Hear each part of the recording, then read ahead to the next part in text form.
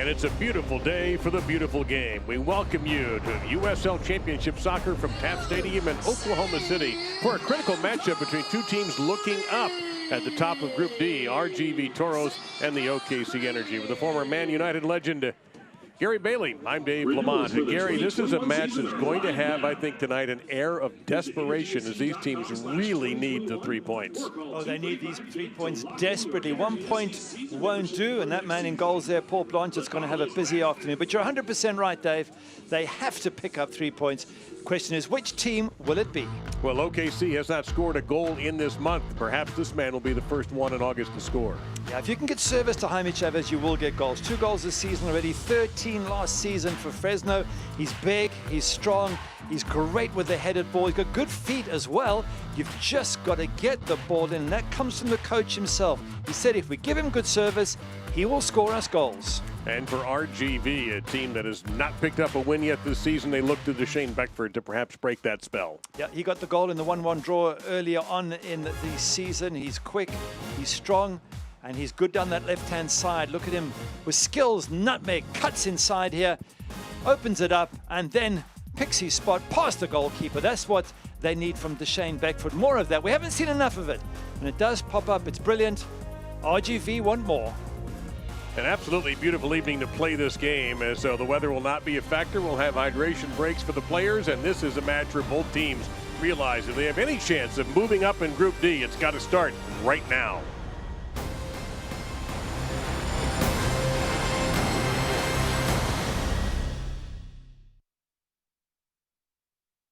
Outlining your own destiny is something we all take pride in. And knowing we're doing what we love is what makes this life adventure so exciting. Isn't it nice to have a banking partner that's along for the ride? FFB makes life easier with a simple click and snap, so things like mobile banking and deposits can be done anywhere, anytime. Plus free bill pay, person-to-person transfers, and Apple Pay. With free ATMs worldwide, why wouldn't you want a bank that gives you this much freedom? FFB. We go where you go. You're about to witness a momentous occasion. Introducing the power of a better cloud, brought to you by Cox Business Cloud Solutions with rapid scale technology. And the migration is complete. IT professionals are thrilled because when seemingly nothing is happening, everything is happening. Introducing Cox Business Cloud Solutions with rapid scale technology, the power of a better cloud.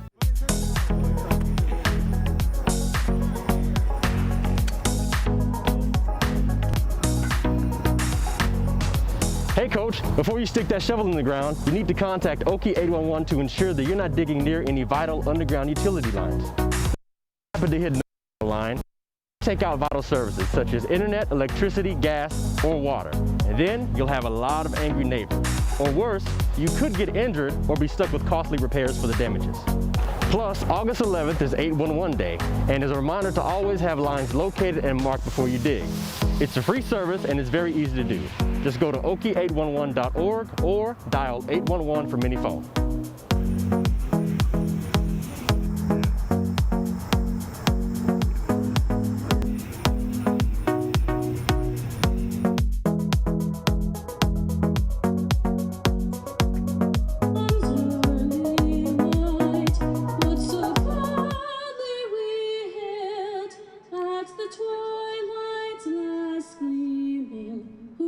Stripes and bright stars through the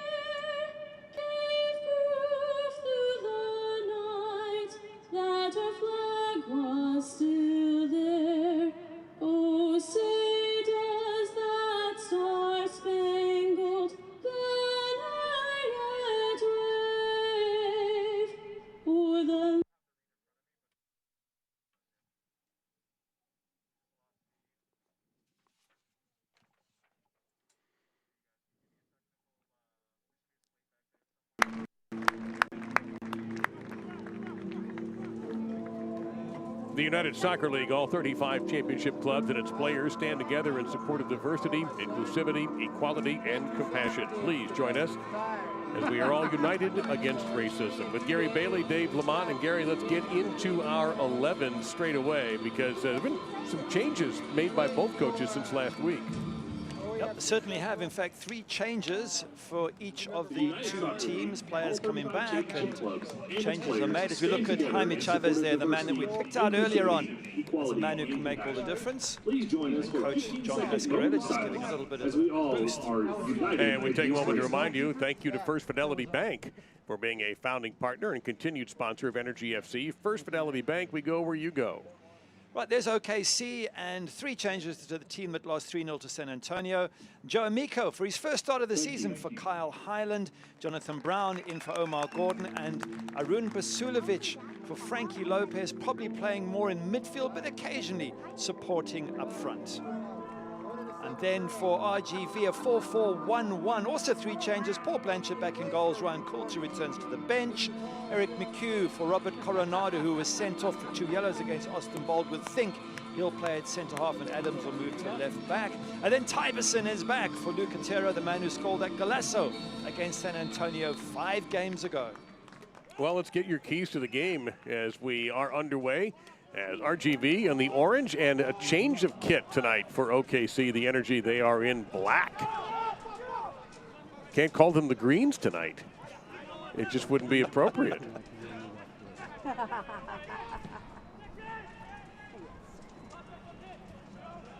And while we have a moment, the injury report, which is brought to you by SSM Health St. Anthony, the official healthcare partner and team docs for the Energy FC.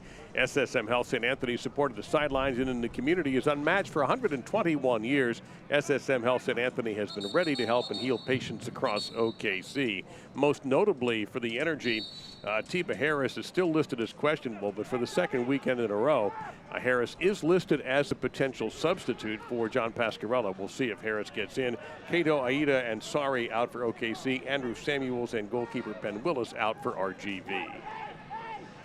Well, Dave, you mentioned earlier on that this is an important match for both teams, and it certainly is. OKC 1 win from 6. They need 3 points desperately, as do the visitors, RGV, who have not won in any of their games, not won in 5. They've got 2 points only for the entire season. So you could say whoever loses this doesn't have much chance of making the playoffs. But for OKC, funny enough, Dave, a win gets them only a point behind second place. Yes, they will have played a few extra games, but at least they're there and thereabouts. So for the home side, perhaps even a bigger game today. They can't afford to not pick up these points against struggling RGV. And you've got San Antonio undefeated so far. Tulsa has not lost, but they have 3 draws, 2 wins. They are the top 2 teams in Group D.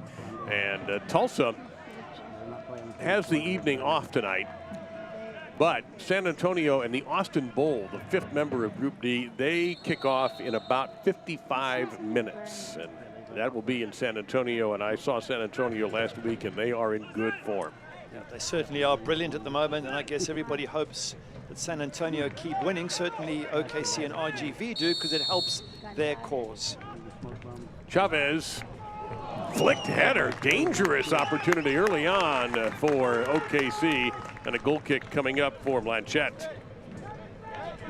Dangerous ball in, wasn't it? I wasn't quite sure who was going to get on the end of that. Well, Gersten Echeverry is kind of wondering the same thing as you are. He was a fabulous college star at Seton Hall in his day. Now the head coach for Rio Grande Valley FC. I think a very frustrated coach, Echeverry, at the moment. Really is a situation where, you know, they haven't played that badly at times, RGV. And in fact, was it that match against LA Galaxy where they played really well and had 5 put past them? But the bottom line is they've got 2 points from 7 games. And that's just not good enough. And he said they had a must-win game last match out. Well, this is even more of a must-win game. These teams have played once, and as Gary mentioned early in the broadcast, it was a 1-1 draw.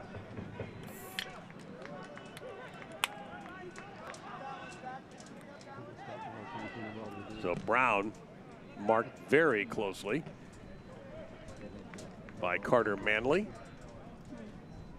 But so far, OKC changing kits. Maybe this is just a luck thing. They've been wearing those greens with the stripes where the numbers are so very difficult to read. And they've decided to look like the New Zealand rugby team, the All Blacks. Well, all I can say is we're very happy because now we can see who's who. Well, there is a selfish part of this for both of us, yes. Take a look at John Brown.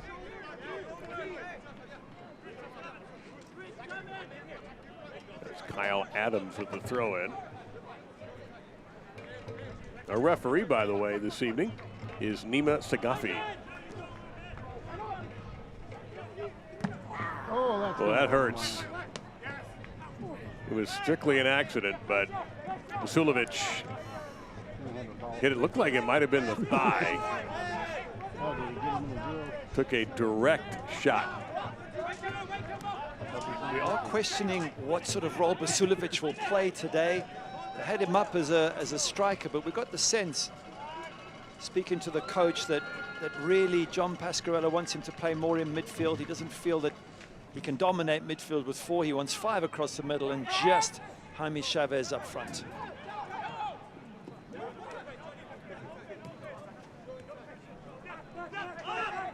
That is Beckford, whom Gary highlighted earlier in the match as a player to watch for RGV. He had a brilliant goal against OKC in the 1-1 draw. Ibiaga, and everyone gets a touch here.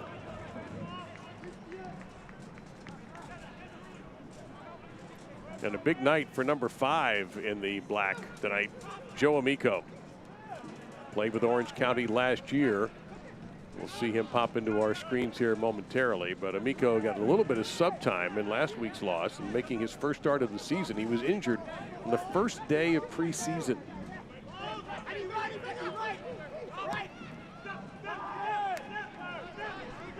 And that didn't work out at all. Blanchette had a week off.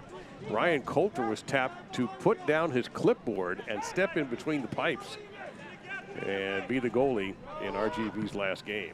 It didn't work out too well for him, did it? He got pummeled in goals, and Paul Blanchett was given a week off, I think, because he had conceded more than enough goals as well. So tough times at the back there for RGV, and that's part of their problem. They've got to get tighter in defense. In fact, it's a problem, I guess, for both sides. Long shot is too long. Not even close on that strike. Since 1947, Select has been the leader in soccer ball quality and innovation. Select is the official ball supplier of the USL Championship and many of the elite leagues throughout Europe. The latest Select products and special offers, please visit SelectSportAmerica.com. We're just talking about both teams conceding way too many. RGV beaten 4-1 by Austin Bold, and as far as OKC, two back-to-back 3-0 losses. So, you know, first things first when it comes to soccer, try not to concede, defend better, and then you can look at the attack. Hernandez was a little give and go with Vasilovic, who was recovered. Vasilovic centering, but nobody there in black. And Chavez tried to trap it, and Ibiaga is right there instead. And back to Taravel. And he is taken down. I'm going to get a foul.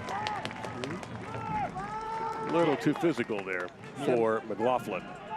It's part of what they want from RGV is the strikers to be the first line of defense, and we saw that from Garrett McLaughlin. Yes, he did get the foul away, but his brief and that of the manager is, you know, make it more difficult for opponents to get at us, close them down. As you can see they're doing now, RGV working harder up front just to take a little bit of pressure off the defense. Vasilovic did not start last week. Frankie Lopez was in the starting lineup. He is a substitute today for the Greens, although they're not green this evening. But, you know, the OKC fans know who I'm talking about. And Lopez played a 90-plus and was, frankly, kind of gassed about the last 20 minutes or so. But was a factor when on the pitch. We'll see if he gets in the second half. Well, he's one of the players that Gerson Echeverry of RGV was concerned about. The other one being Jaime Chavez. So I guess if you are the coach of the visiting team and you don't see Lopez in that starting 11, you're a little bit relieved. But again, John Pasquarella saying that he just really felt that 2 strikers was just not enough for him to control midfield, and that's why I think Vasilovic will play that deeper role, make it 5 across the middle, and try and have more possession. Handball called against James Murphy. He played in the Scottish Championship League last year. With a team called Arbroath. It's probably not spelled how it sounds. Just given what little I know about Scottish. You're spot on. It's not one of the bigger towns either, Arbroath. I did spend some time there. I have one funny story that if there's a chance to relate it later, I will. Big opportunity here on a set piece for the Energy. And it'll be the captain, Rafa Garcia. Into traffic, header was missed by Brown. And that, I think, is going to be a goal kick. Let's see. No. Looks like the ruling's going to be in favor of the home team. I'll just say this. I played golf at a Scottish course, several of them. And when the caddies speak with an accent, you can understand them. When they go off to speak by themselves, it's over. There's no deciphering it. I know exactly how you feel. I was a young boy from South Africa playing in Manchester with an entire full Scottish back four in front of me, and it took me months to understand a single word they were saying. And we had so many confusing moments. It's a part of soccer that maybe some Americans, and we're just deviating for a moment here, but it's why it's great credit to any American who plays abroad. And of course, we're looking at the likes of Pulisic, and there's a couple of players who've been performing in European Champions League, Alphonso Davies amongst them from Canada. It's actually the culture that is often the hardest part of settling in, the accents, the languages, how you behave. That takes a huge mental toll. Ellis Hayden off the back of Kyle Adams. Ellis Hayden, 15 duels won last week. He was chosen as the man of the match by the OKC folks. And so here it's Garcia again, and he has a corner kick opportunity this time. So another, as right now, all the action has been in the RGV end, and it's going to get another corner kick. That's good pressure from the home side, but when you get lots of pressure, you do want to get something out of it. And so far, they haven't managed to break that RGV defense. And Paul Blanchett was culpable for a corner or a cross that he came for and didn't get a few games ago. So maybe that's what OKC want to do, just put it somewhere near the goalkeeper and test him. Well, here's a chance here.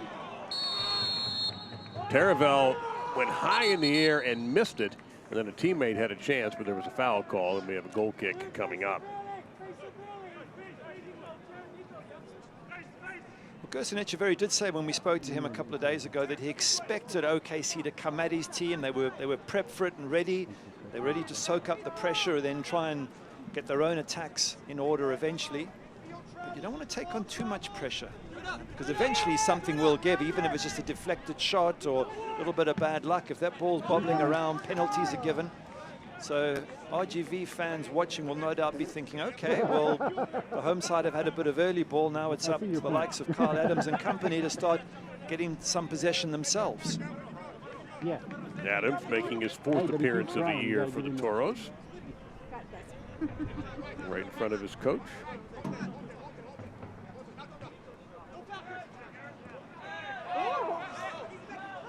We play on despite a little push there. And some pressure now perhaps for RGV. If they can get a build-up through, here's Beckford. Wide. Centering pass is going to be an easy play for Ellis Hayden over to Hernandez, but Adams putting some pressure on, and OKC cannot clear, but RGV decides to clear and start over.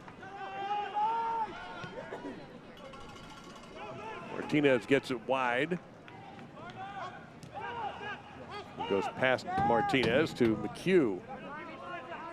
Coronado out after 2 yellow cards, and nobody complained about those cards. They were obvious yellows, and the 2 yellows adding up to a red, and he was ejected. And that's when RGV led 1-0 in Austin last week.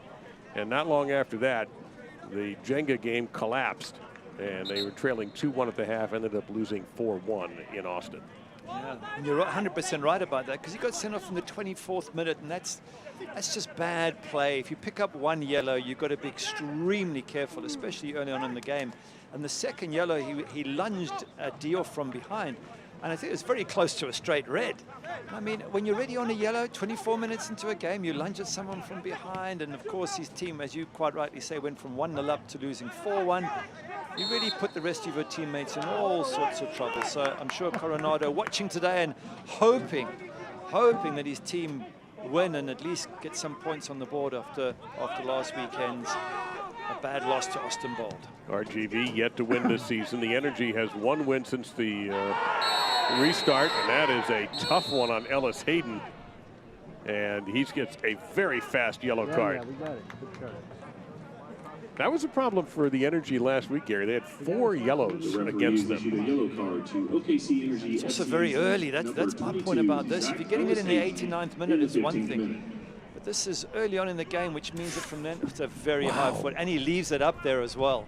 Not like he brings it down quickly and tries to avoid any problems, unless it got stuck on the shoulder there of Deshane Beckford. But you know, we're 14 minutes into the match and you've got to tiptoe through the rest of the game, watching every tackle. Again, not a very professional situation to get yourself in, especially when you're a defender. So Isidro Martinez has a chance. Will he go ahead and try to go right at CJ Cochran? Or does he have something else in mind? It's a waste of time putting the shortest guy on the wall. I'm just saying. Thank you.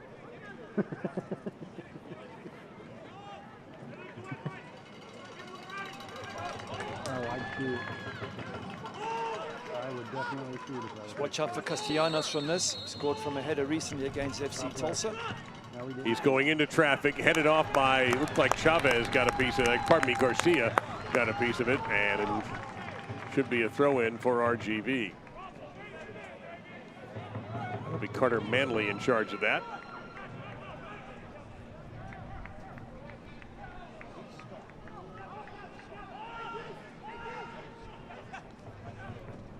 And there is, again, Garcia getting involved on the defensive end.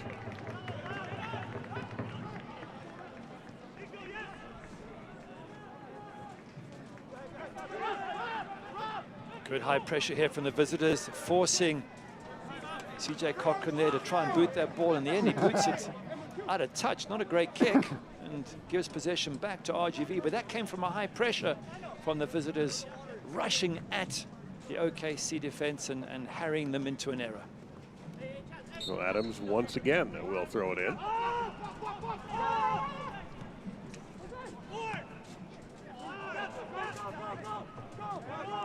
Captain's armband being worn tonight by Castellanos. A chance here, Ellis Hayden. Down the wing to Brown, looking for help in black, and he's found it. Ellis Hayden trying to get through ahead to Basulovic, and a sliding tackle and a beautiful one. It's going to force another corner kick as James Murphy came through big time.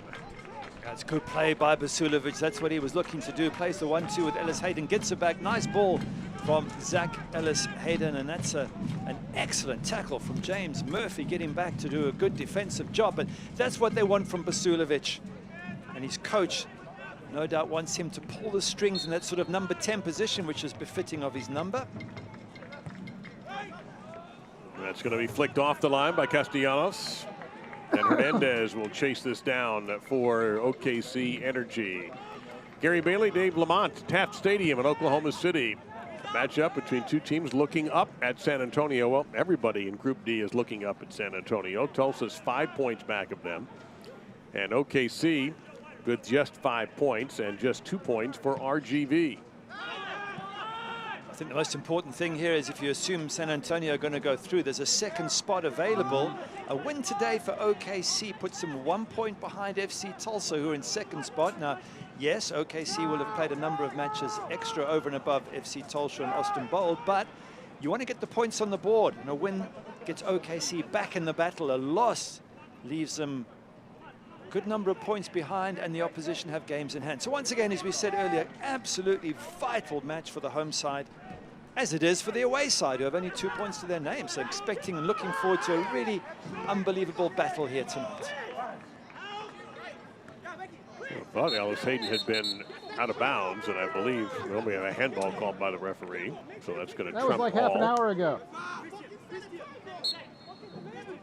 One of the things I enjoy, Gary, I know we'd love to have thousands of people in the stands at Taft and all up at different stadiums around the league, but with the reduced crowd noise, you can hear what's going on. You can hear the coaches and occasionally hear a few things you're not supposed to hear on television. But I really have to admit I'm enjoying that.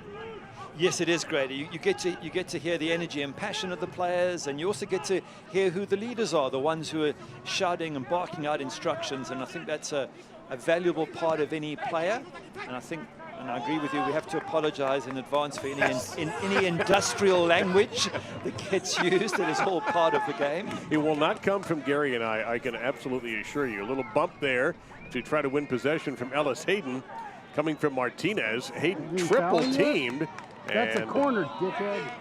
Manages, no, I thought he might have had a chance at a corner, so did somebody else.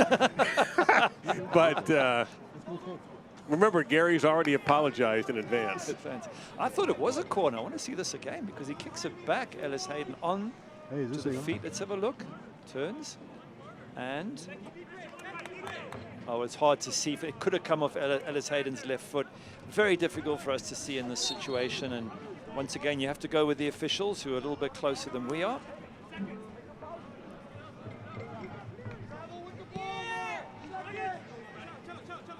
One thing we don't have tonight that we had last week that was a factor, especially in the first half, is a heavy breeze. And breeze is a bit nice as Cochran well off his line. Oh, crap, CJ. And he is demanding that ball went over. He's got to hustle back. He does get back after a major gamble by Cochran. Lost control of the ball, and RGV could not take advantage of it, and they will get a throw-in off Manley, rifling it off Hernandez. It's risky play from the goalkeeper. You don't want to be doing that in case you have the ball nicked off you, which is exactly what Garrett McLaughlin did to him, and was very lucky, CJ, that McLaughlin couldn't turn around and clip the ball into an empty net. He got off there, and I just think goalkeepers today, and I've said it many times, they take way too many risks playing dodgy balls out in the back and trying to see balls over the line. Your primary objective as a keeper is keep the ball out the back of the net. Don't take risks. Well, I wonder, Gary, in both these teams feeling the heat to win. You've talked about it already, the importance of this match. These guys know this. Another loss, and even though you've still got a little bit of time, it just gets more difficult to get to that second playoff spot. So perhaps you're trying to do too many things. Yeah, which is fine if you're in attack and if you're even in midfield, but not when you're in defense and a goalkeeper, because if you lose possession, it can be so easily turned over and a goal scored. It isn't worth the risk. It isn't worth doing any. In fact, if anything, you should be being less risky as it becomes more important to get a result. And CJ there, who's normally a very solid goalkeeper, taking an unnecessary risk, and he's already conceded 11 in 6 games. So his job today is to keep a clean sheet at all costs. Well, that was a nice job defensively, because you could see that play develop, the buildup for OKC. Now an opportunity here for RGV with the young striker McLaughlin. Goes left. And was he across that line? No. Cochran screaming that the ball had crossed the back line, and he's not going to get what he wants. Frustration for the defense, but give McLaughlin credit there. He hasn't. He's been a good player without scoring enough goals, but he's tricky. Let's have a look. Oh, that's well over. Not even close. No wonder they're upset. Yeah, that's a couple of rotations over. And it's going to end up being an opportunity here on a throw-in with Adams.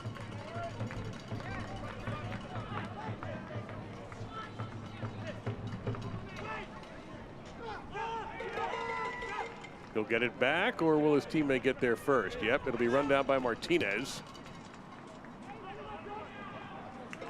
And Amico gets a little bit ahead on it to set up another throw-in.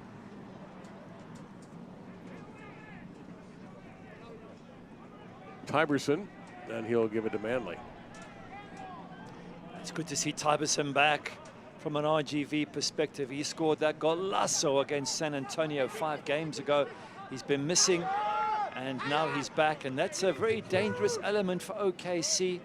The Brazilian is a wonderful striker of the ball, and someone they need to keep a very close eye on here tonight.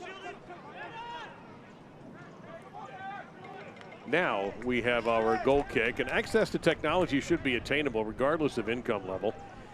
Through Connect to Compete, Cox opens a world of opportunity for families by providing low-cost home internet. Learn more about Connect to Compete at cox.com/connect to compete. We'll have a hydration break in a few minutes, although it's not as warm as it was a week ago. Still pretty toasty out there for the players. It is tough playing in the middle of summer, Dave, but what makes it even more difficult is these players are playing 2 games a week on average, and it's come at them very, very quickly, and there's sort of stress of travel, a lot of travel going on, a lot of games going on, and it's wearing the players out, and it's a testament to them and their professionalism that they've put on day after day, week after week, top-class performances. They do need to manage their bodies, and a hydration break, I can promise you, is more than welcome when it comes along. And you add the concern. Oh. Wow, a big hit by Tyberson, not called. We're going to play on. Add the concern about having to manage the way you live during this pandemic, and you just aren't able to do as many things as you'd like to do, so you've really got to limit your outside exposure after or before training. So there's that factor, and so far the league has done extremely well with that. Yeah, it's been very difficult for everyone to manage under very trying circumstances. The league's done brilliant to rearrange games. The players themselves have really pushed hard. And we've even commentated on matches that were 4 hours delayed. The FC Tulsa RGV match a couple of weeks ago, we got out of here at 2:30 in the morning. But the players were determined, and the league was determined to play it, and credit to them. They stayed on to the early hours of the morning until the game was done.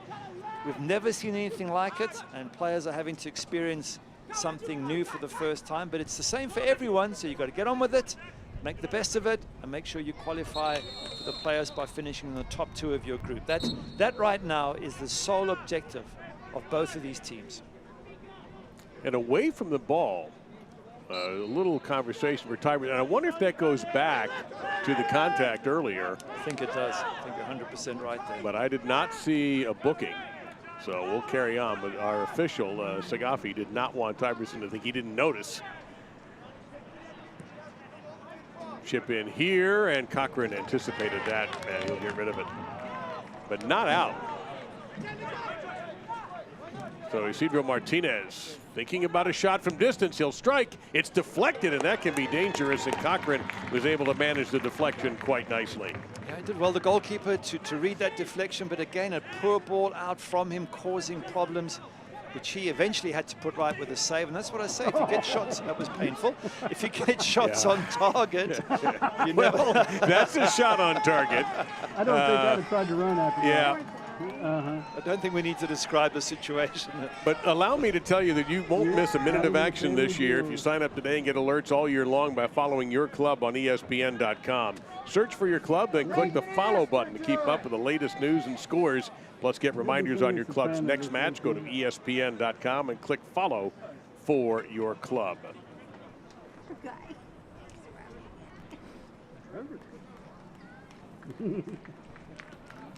And yes, those fans who are here at Taft rightly applauding for Mr. Murphy. Well, it's happened to me many a time, and when it happens when it's freezing cold and wet in Manchester, it's even more painful, I can promise you. So Ellis Hayden with an aggressive throw-in. And Martinez sweeping it down. RGV seems to be a little more aggressive than they were the first few minutes. They were on their heels. So I say, it's not a bad RGV team, and having watched them in a number of games, even the FC Tulsa, they lost 2-1. They were never poor. They just made a couple of errors here and there. And of course, with this last loss to Austin Bowl by 4-1, they were 1-0 up, and they get a player sent off, and then they don't mark Jaume properly, and he gets 2 goals and an assist and absolutely kills them. But they're not a bad side. It's just they're just falling short every time. And that's tough for RGV fans, but for OKC, they've got to be ruthless. They've got to see this as home game. They haven't won here in, 4? They need a win at home. They've got a struggling RGV side come to town. It's an absolute must-win, no excuses. And there aren't a lot of home games left. As a matter of fact, the last home games for the Energy will be the 30th against Austin and September 27th against Austin. That's it. Everything else is away from Oklahoma City. And am I right in saying that the next match, OKC, is San Antonio away on Wednesday? That is correct, and they have another, a month later, they go back to San Antonio. So, yeah, they don't have a lot of time to prepare for a San Antonio team that handled them 3-0 a week ago in Taft. Again, it just focuses your mind on this one. If you're an OKC fan, you might not get anything out of San Antonio. So if you don't get anything here tonight, you can pretty much say goodbye to any playoff chances. Made the point, we'll make it again. Yeah. It's a must-win game for both sides. That's why I think it's going to turn out to be a cracker of a game. Well, San Antonio and Austin will be kicking off in about 25 minutes. And if there is one positive to come out of this year, Dave, and it's only a personal opinion, is that whereas in previous years, as we watched John Pasquarella giving his advice to his players, in previous years you would spend a good 5 or 6 months figuring out who's going to make it into the playoffs and who's not. Here it's literally weeks in which we're going to know, and that means everything happens quickly and the excitement levels are huge. So penetration here for the Energy. And it'll be Ellis Hayden on the throw-in. Looking to Hernandez or Basulovic. It'll be Basulovic. Hernandez doesn't have a lot of room to work. He'll wisely retreat, and they'll start the whole thing over again. Very efficient going the wrong way. Take a look at Taravel. Second year with OKC. I think he missed most of 2019 with an ACL injury, didn't he? And that's a bad injury to get. It takes a lot of guts to get yourself up after that and go in for hard tackles. Never easy. Ball to Basulovic. He's got Ellis Hayden if he needs him. Tried to get it to him. Sets up yet another corner kick for OKC. This will be their 4th of the match. None for the Toros. He's looking good, Basulovic, playing that number 10 role perfectly. Garcia just stepping up for, as you say, another corner. But Basulovic is the one who's cleverly creative around the box and hasn't been able to find Jaime Chavez yet. I think it's only a matter of time. Garcia launches low, flicked wide, and oh! My goodness, I thought Chavez had a chance at that on the far post. It's a good corner in. Ibiaga at the near post. If there was anyone, and you're right, Chavez was closest. If he reads that, it's a certain goal. That's the danger from set pieces, that the big man, Ibiaga, poses big and strong. It's a fantastic chance for the home side. First Fidelity Bank is proud to be an OKC Energy FC founding sponsor. Our 20 OKC Metro locations make banking convenient for you, especially when combined with our free worldwide ATMs, mobile banking, and mobile deposit. First Fidelity Bank. We go where you go. Visit www.ffb.com today. Gary Bailey, Dave Lamont, hydration break here at Taft Stadium. Neither team able to find the back of the net in the early going in this Group D matchup. So we've talked a little bit about what the Energy have to face here, Gary, and we'll take a look. We mentioned the roadie coming up in just a few days against San Antonio. Then Sporting Kansas City 2. Austin, the only home game left for the Energy out of the next 5. Well, it is tough. We've said already San Antonio is going to be a very difficult side to beat. Austin Bold might be a 6-pointer, as I say, especially if OKC can get a result here today. But this is not easy, and as I say, you haven't, I don't know what the stats were, but they were around about 60% chance of making the playoffs last year.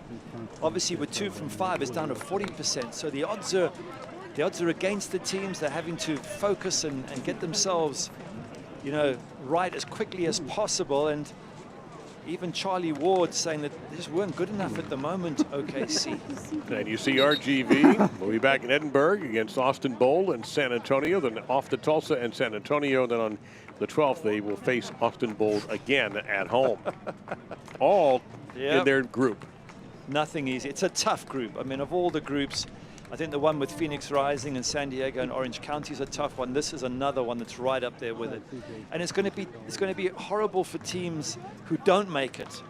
For San Antonio, we assume will, but one of Austin Bold, FC Tulsa, who are unbeaten, OKC and RGV, Only one of those 4 will go through with San Antonio, assuming San Antonio make it, of course.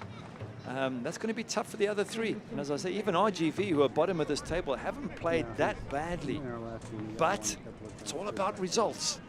And John Pasquarella knows it. And he knows that they need the 3 points here today. So possession for the moment with RGV. And again, only for the moment as the Energy trying to press.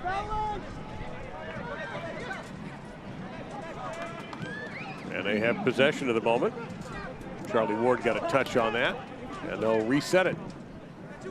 Switch to Ellis Hayden. Oh, nicely done there by Adams, who anticipated and delayed the attack.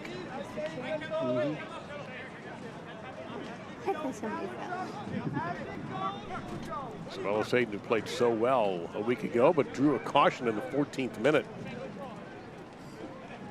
for dangerous play.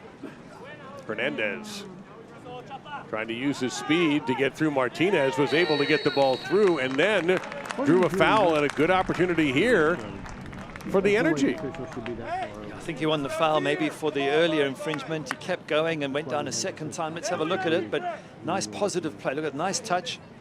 Just there was a little niggle at him, and I think even though the second one probably wasn't a foul, the first had put him off. Referee quite sharp there, Mr. Sagafi. Once again, we see the number 7 shirt of Garcia coming up for a set piece. You get the feeling that something's going to give, be it Ibiagi up there or be it Jaime Chavez. Someone's going to get on the end of one of these crosses sooner rather than later. Ibiagi at 6'2" has to be considered number 4 in the black jersey. And he's in there. OKC has not scored since July. Garcia, this comes out low, but it's controllable just outside the 18, now inside the 18. Hernandez, big save. Point blank, Jose Hernandez had a great opportunity and it was rejected. Yeah, Paul Blanchett with a big save. He stood up nice and strong, but great play from OKC and from that little man there. And now more pressure with Hernandez and Amico getting involved, number 5. And Hernandez forces a throw in. It's good play by Hernandez. Ball comes in, it's flashing across the box. Ball gets played into him. There, it's coming up now. What a lovely little ball. He doesn't actually trap it too great the first time, but it gets him into a perfect position for a left foot volley. Paul Blanchett, standing up big and strong, makes the save. Yeah, Blanchett gave him no angle to work with there. So this match now shifting toward OKC. And this is how we started things, with a lot of pressure in the RGV end. That'll be another throw in for the Energy.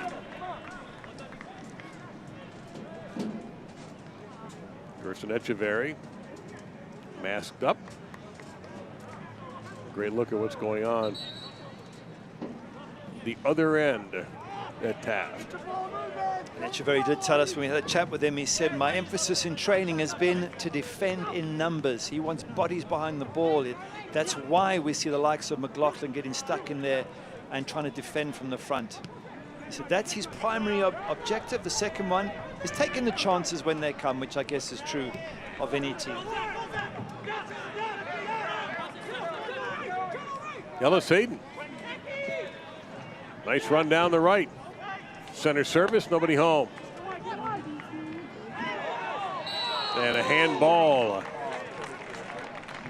Charlie Ward, I think, was the first one to call it. And Tyberson doesn't believe it, but he's going to have to accept it. Shot, save! Rebound is swept away. It's Blanchett again coming to the rescue there. He has conceded a lot of goals this season. Not all his fault, but he certainly, after having a break in the last match against Austin Bowl, he's looking really sharp here tonight. And he's going to have to, the way things are going at the moment. Sulovic, Chavez. This is Ward. And a switch. Well, Great play by Ellis Hayden to keep that in play. Little give and go is too much. Overcooked that time for John Brown, and a little pressure valve relief for RGV. Blanchett, good saves, keeping his team in the match. Look, a little bit of skill there from Joe Amico. Left foot shot. Keeper gets rid of it and just manages to push it away from any of the nearby strikers. Keeps that clean sheet, which he hasn't had too many of those by halftime. Really has had a tough time keeping the ball out the back of the net, but so far so good for the 6'4" goalkeeper. He's come up with a couple of big saves in the last 5 minutes. Iverson trying to win, and he did gain control. We'll take a moment to remind you, always have underground utility lines located and marked before you dig. Simply go online to OKIE 811.org or dial 811 before you dig. And we have Ellis Hayden shaken up. I think there's some blood there on Ellis Hayden. Took a whack to the mouth. Straight away pulled his hand away. The referee could see some blood, and they're busy mopping that up. So can only assume it was accidental. I don't think there was anything deliberate or nasty about it. No, the official just blew the whistle because 2 players were shaken up on the play. This is more for the safety than any kind of a card. And well, I don't know, Ellis Hayden looks like he got whacked after what could have been a foul on him. Shane Beckford probably leaning backwards, didn't even know that Ellis Hayden was that close. So totally accidental. So an opportunity for the players just to get a bit of water and hydration. Yep, Sulevic just saying to Chavez, can I have that, please? Yes, please share. Just some other scores while we have a moment. New Mexico defeated the Switchbacks 1-0. At halftime, Memphis leads Charlotte 1-0 in the Eastern Conference. Hartford 2-1 over New York, or what was the Eastern Conference, but you know what I mean, the Eastern teams. Indy, they're playing well, leading Pitt 1-0, 81st minute. And still in the first half, Atlanta over Charleston 1-0. And it's Louisville up against Loudoun 1-0. And that is right around the same pace that we are playing at. Yet to come tonight, North Carolina, Birmingham, St. Louis, and SKC. Mentioned San Antonio and Austin. Orange County and the Las Vegas Lights are going to be going at it. We got Salt Lake City, Phoenix, and San Diego. That'll be interesting. Reno and Portland and El Paso is Salt Lake City's opponent. Those are all matches following ours. So Ellis Hayden will wait for an invitation from the referee and also get a little more first aid.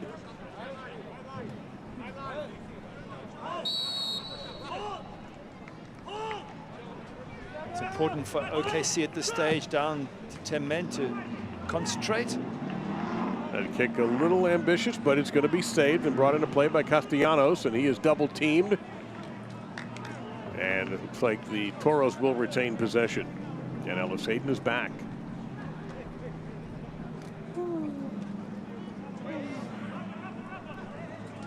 It's a frustrating first half for OKC. They're at home. We've already explained they need these points desperately, but RGV have been hard to break down. Blanchett's made a couple of good saves, and this is not turning out to be an easy game. Not that we ever thought it would be for OKC. Good skill that time, but the energy equal to the task. Will they work it wide to the left to Adams? They do. And Chavez putting on some forechecking pressure. Good long ball, but Cochran way ahead of the offense on that one. Las Vegas takes center stage August 25th when Lights FC takes on Orange County SC on ESPN Deportes. Looking to maintain the pace set in Group B, both Las Vegas Lights FC and Orange County SC face a must-W on the national stage. Don't miss the drama. August 25 at 10 p.m. on ESPN Deportes.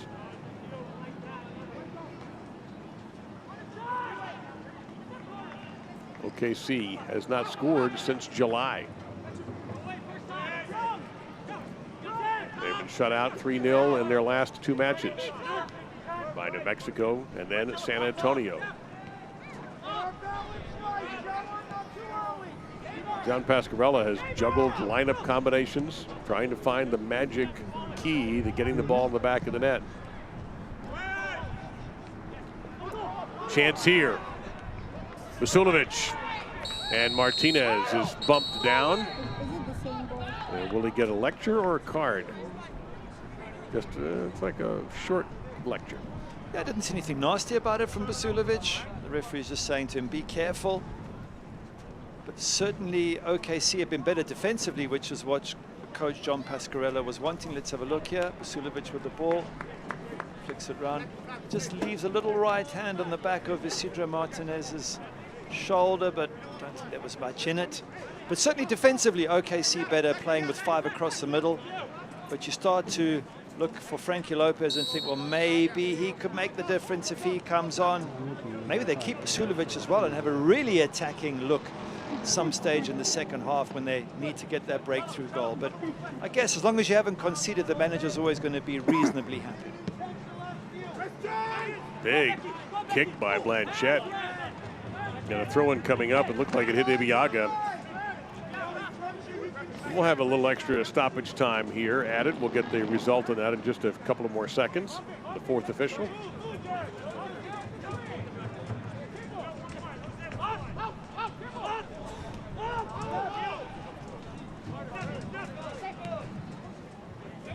And Chavez keeping the pressure on for OKC. And forcing a mistake. We're hearing 4 additional minutes, 4 minutes of stoppage time to be added on. I guess there's been a couple of injuries and you've had the water break as well, so 4 minutes sounds about right. Maybe it's 4 minutes in which OKC can try and push to get that opening goal. Much nicer to go into halftime 1-up than to be stuck at 0-0. The official on the sideline has indicated there'll be a minimum of 4 minutes of added time in the first half. 4 minutes. Extra time is brought to you by SSN Health. And Miko looked like for a second he was going to gain control of that, but did not. So another throw-in coming up for RGV. Moment's notice, SSN Health St. Anthony is Clear advantage for the energy in possession, 67 to 33%. We're ready. They've had 4 corner kicks. RGV has not had one, and we have shaken up Toro on the pitch. I think it's Tyberson's gone down, and I was just wondering, he hasn't played for a few games. He's been having an injury problem. Looks like the Brazilian is not happy with his right knee. And that would be a big loss because he is capable of scoring the spectacular goals. That's something that RGV have been very short of this season.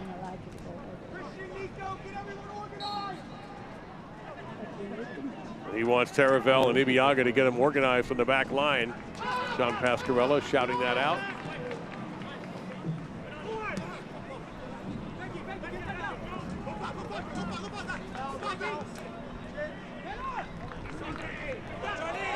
My goodness, what a great steal that time. I think that was Ward that came away with it, and he's got it back again, but turns it over.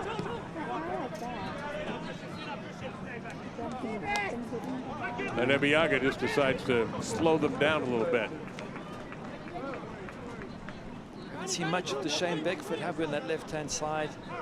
Scored that wonderful goal in previous meeting and can threaten when he gets the ball. It just hasn't done enough for RGV so far. Adams into traffic. The header is missed by McLaughlin. And Amico takes enough of a hit to draw a whistle. Carter Manley hit with that. Carter Manley, one of those picked out as a player who didn't perform at the highest level in the 4-1 loss to Austin Bold. He was one of the 2 players who had to keep an eye on Joam. Joam got 2 goals and an assist. And manager Echeverry saying, he didn't actually give the names, but I'm assuming. Based on your research. Yes, based on the fact that Joam come down the left-hand side and Carter Manley is the right full back, that he was one of 2 players who was presumed not to have done their job to the liking of the manager. And the other player was Lucatero on the right-hand side, who didn't do enough picking up either. So if the referee sticks to a strict 4 minutes, we're down to the waning seconds of our opening half. In a match where you have the bottom 2 teams in Group D looking to gain 3 points. Top 2 teams in every group will be in the playoffs this year in USL Championship. And the seasons aren't over for these 2 sides, but the clock's ticking. Ellis Hayden, very physical defense on McLaughlin. Very successful college player at Southern Methodist University. Number 8 pick in the MLS Super Draft. It's one thing being successful at university, but you're coming up to a higher level here, and as good as he's looked, Garrett McLaughlin, he needs to score goals. Lovely touches, good runs, good pressing, not enough goals. Adams, aggressive throw in. RGV yelping for a handball. McLaughlin trying to get a header on there against Ibiaga. Adams in the air, one more time McLaughlin. Boy, the RGV side went crazy, thinking they had a handball shot, and it's going to be kicked aside by Rafa Garcia. Problem here is the referee doesn't see it. There's no video assisted ref to go to. You can't slow it down. You can't wait to see anything. The ref has to see the handball. If it doesn't pop up, then it's not going to be given. Here's to Shane Beckford. We were just saying a minute or two ago, he hadn't done enough. That's better. Yes, it gets blocked. A lot more positive, though. Have to imagine we're near the end of the first half. The energy was perhaps the last thrust in this opening half.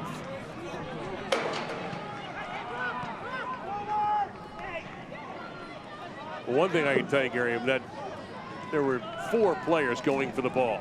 So it had to be difficult for the referee to see any kind of contact, and that is the halftime whistle. The two teams, we talked about their desperation going into this game, may even be more desperate now. Neither team able to crack the back of the net, and both have had moments where they have felt good about themselves, but it has not translated into results on the scoreboard. Our halftime festivities coming up. 0-0, the Energy and Rio Grande Valley. Success is achieved through hard work, and many business owners work tirelessly for years to realize the dream of franchising their business. FFB partners with companies of all sizes every day and offers an extensive variety of treasury services. FFB will outline a plan just for you, help you streamline cash flow, and monitor your business transactions. Because we know you've got better things to do, like grow your business. FFB, we go where you go. At OG&E, the energy we deliver is more than electrical. We energize education by supporting schools to help our children reach their potential. So every time you see Big Orange out there working for you, remember we're also working to turn power into empowerment. Because at OG&E, we do more than energize a power grid. At OG&E, we energize life. Come see how at OGEtogether.com. I'd always wanted to get braces, always considered it, thought about it. You know, how long is this gonna take? Am I too old to do this? What am I gonna look like with braces on, with payment options and everything else? Nothing's hindering me now, I just need to go ahead and do it. The staff, for one, is awesome. The doctor's great. I know I had friends growing up saying, oh, it hurts. I didn't have that experience. I can't wait to see my teeth without being masked by wires, right? Hindsight, I would have done it again 100 times over. Welcome back. Energy with a 2-0 advantage. The 6th minute of action. Now would be a great time to announce the new healthcare partner of the OKC Energy. It's SSM Health St. Anthony. SSM Health St. Anthony. SSM Health St.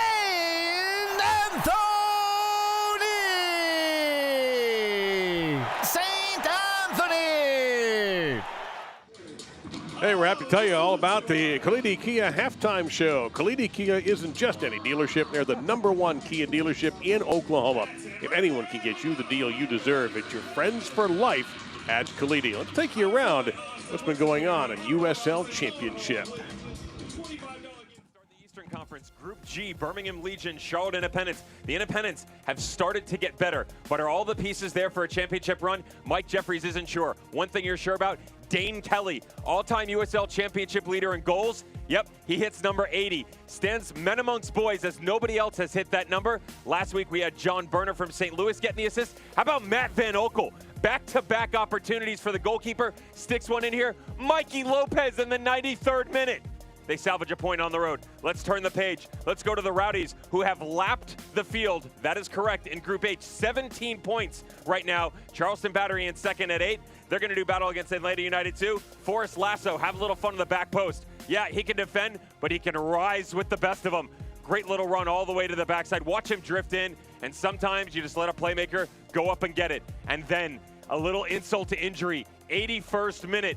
Juan Tejada, the fox in the box. Watch him stand this up, pump fake, pull the trigger. Yeah, it is a highlight reel, isn't it? How beautiful is this from Juan Tejada, former Eckerd College Triton, doing wondrous things in the USL Championship. Let's go out west. Orange County Soccer Club versus San Diego Loyal. San Diego, we got to find a way to get you guys on the board because you can't score. Guess who can?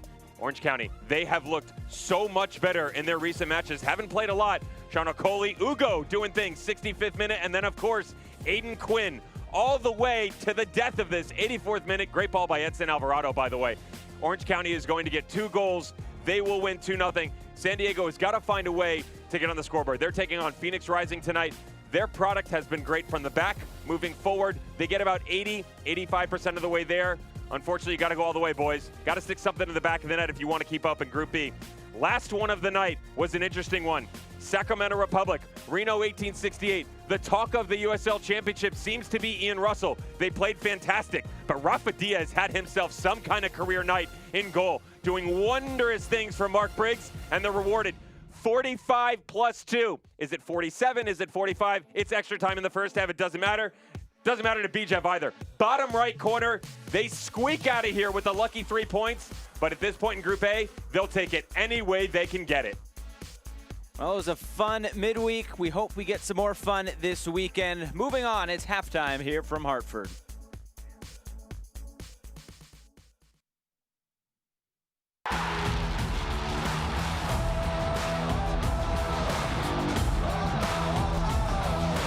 The USL is proud to bring professional soccer back into our communities and across the ESPN family of networks.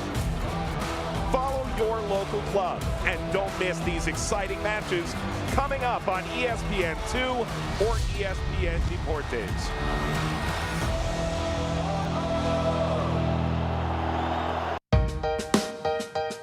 Dr. George Champus from Northwestern and U.S. Soccer's Chief Medical Officer joins me. The protocols that were created in the case of the USL Championship and USL League One takes well over 50 pages to document. Describe the USL Championship's particular return to play and the role that you played in helping to craft those guidelines. Yeah, obviously the credit goes to USL. The credit goes to USL, their owners, all the staff, really putting in the work, getting on calls multiple times a week with other leagues, but also recognizing that all the leagues can't be the same. And all recognizing that the elements are different for each of them. And I think it's important to touch on that because it's important for us to be able to create a mitigation strategy, layers of protection that our players are comfortable with, that our public are comfortable with, while respecting the virus. So USL has done a tremendous job.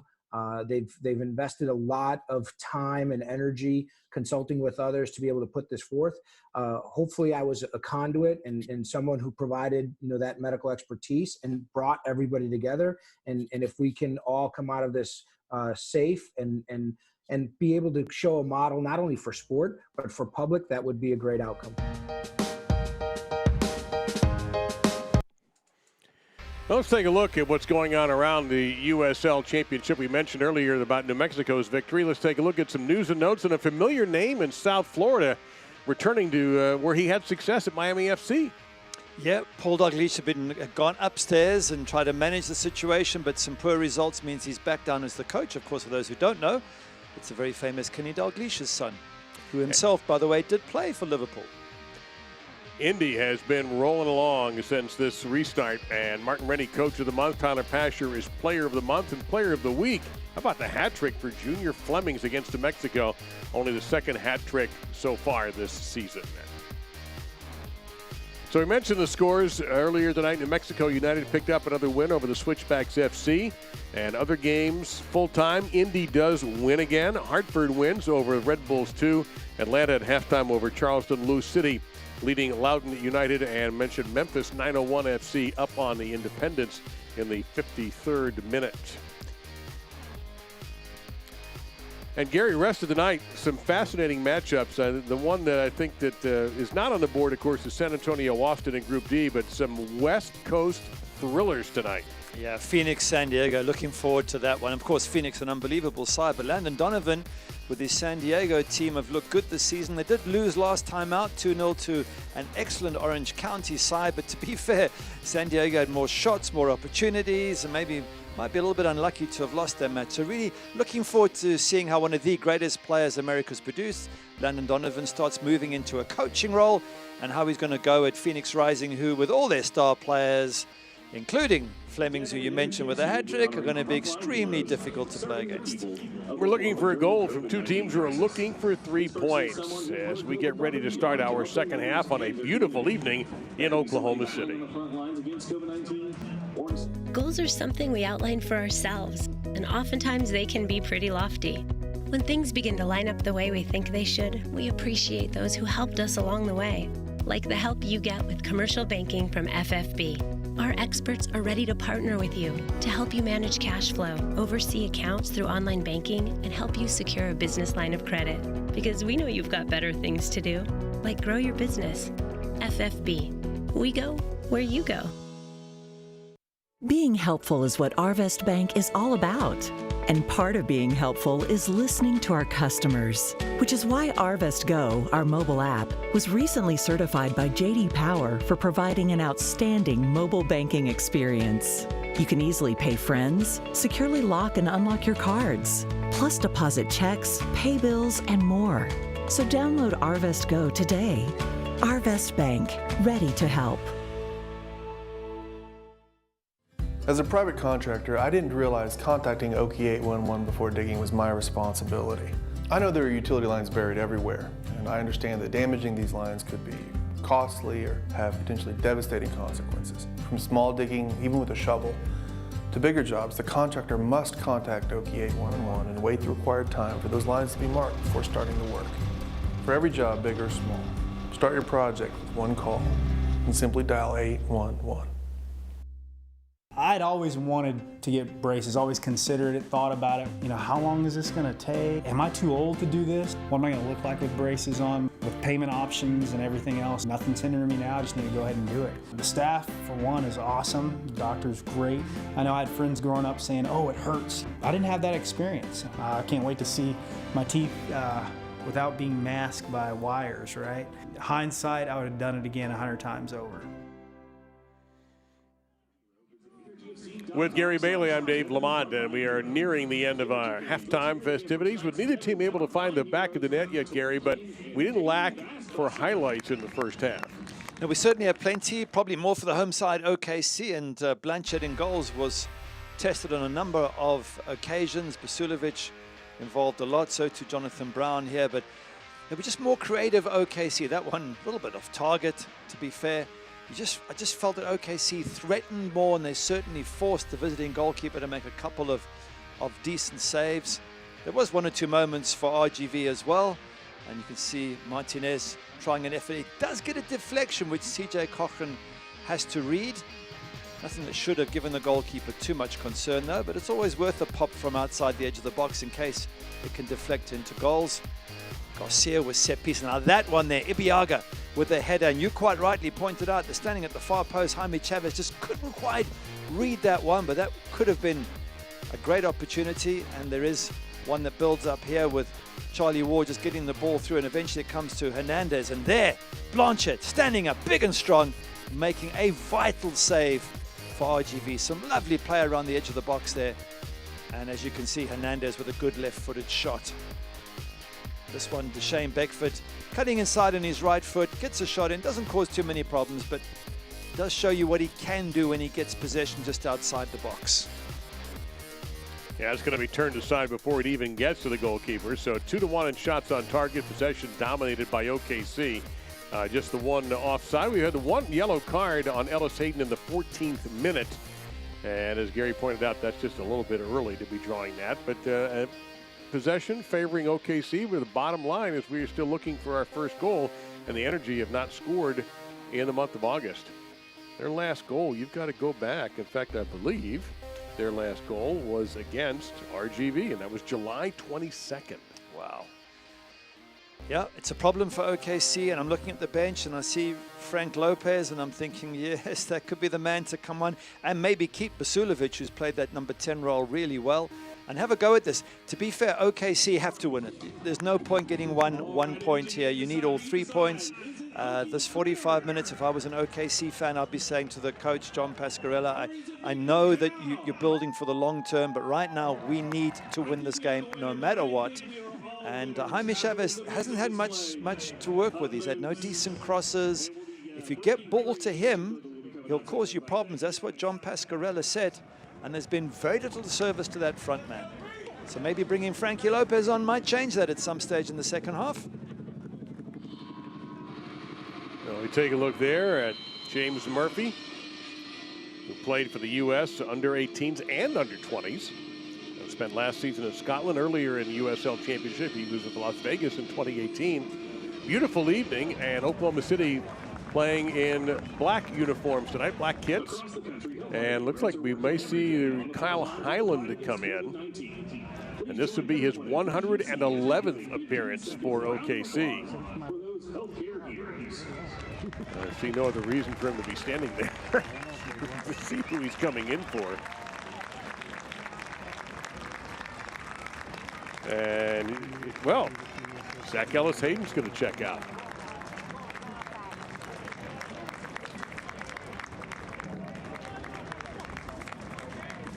Thank you. He did get that knock in the mouth. That's what I'm Zach thinking. Ellis Hayden. I wonder if that's caused him a few problems. Yep, he had a collision with an RGV player, and that may have shaken him up a little bit. But Kyle Hyland is, you know what you're getting with Hyland, and it's a player that OKC can plug in and not have to worry about it. Why are they wearing black? We're looking around, and no other changes have been presented to us, so that appears to be the only change we're going to have.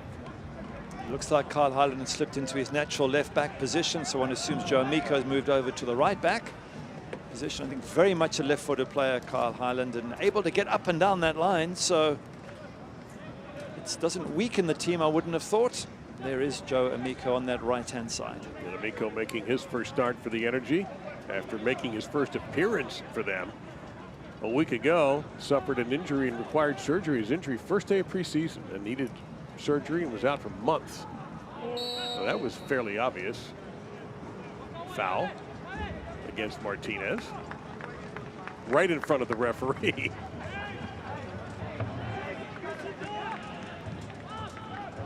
And Basulovic was shaken up earlier with a kick to the thigh with the ball, close distance, was shaken up briefly, but is back up.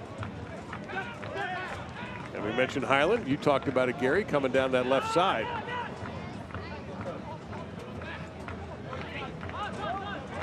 Does he not make the number of appearances, record number of appearances today, 111? I believe you're correct. We were going through the stats earlier, weren't we? And that's a club record. So congratulations to him for the season at the club. He and Cody Lorendi are the real linchpins of this franchise, and Lorendi has yet to play in Cole, although we suspect we'll see him down the road. And a big week for Cody. It's his birthday, and a few days ago he got engaged to now fiance Allie. So congratulations to Cody and to her, and hope for a long union between those two. Congrats from me as well, and I'm sure best present the players could give Cody is a win here today, 3 points, and keep his hopes alive of playoff and more big games to come down the line. Now here's a chance for Cabato. Cabato will drop it off. Adams, too far. That's a poor cross from Kyle Adams. He should be able to perform better than that. He's played at high level. He's played at MLS. I know it's on a left foot, but he should be able to whip that ball in, at least find a target in the middle of the box. Instead, he just puts it straight out of touch. Ken Garcia sensed that there was trouble coming and tried to hustle on it, but could not do it. To Barrison, that's going to be a deflection that's going to be easily handled, or Tyberson, pardon me, and Cochran, not a challenge at all. Again, high press from RGV. They've been very positive here tonight, the visitors, making extremely difficult for OKC to play out, which they've managed to do. And Hernandez, a beautiful give and go. Here is Brown. Got Highland to his left. He drops it off instead to Vasilovic. Back to Brown. The captain, Brown again. Can you get it to number 9 in black? Chavez, Highland. Well, he tried. And off the feet of Carter Manley, and that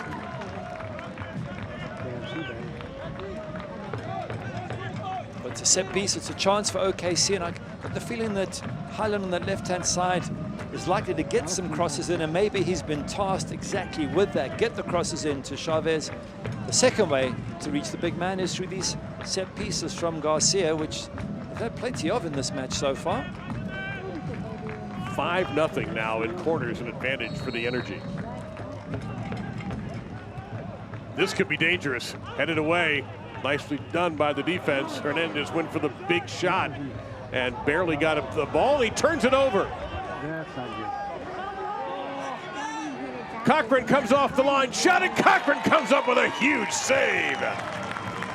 That's a massive, massive save there from the goalkeeper, just when you need him most. And look at, it's a bad ball, but look at the pace of Deshane Beckford there. And we said all along he could be a danger, but he goes past Joe Amico as if he's not there, and the goalkeeper has to come and save that. CJ Cochran saving the day there. I bet his coach, John Pasquarello, is delighted with that, but not the best ball back from Hernandez. Got his team into all sorts of trouble. Beckford, real speed there with the ball. That was impressive. You get the sense that if RGV could get Deshane Beckford on the ball more often, he could cause all sorts of problems. Well, he's causing a problem right there. That ball got through, and the referee waited to see how this was going to turn out before blowing the whistle. Beckford was fouled.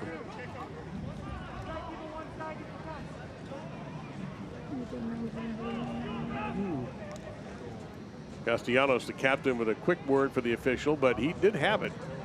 CJ Cochran came out and grabbed the ball, but may not have realized that there's going to be a foul. Cochran's going to get his shoe tied while the referee gets these things set up. And RGV has come sprinting out of the box here.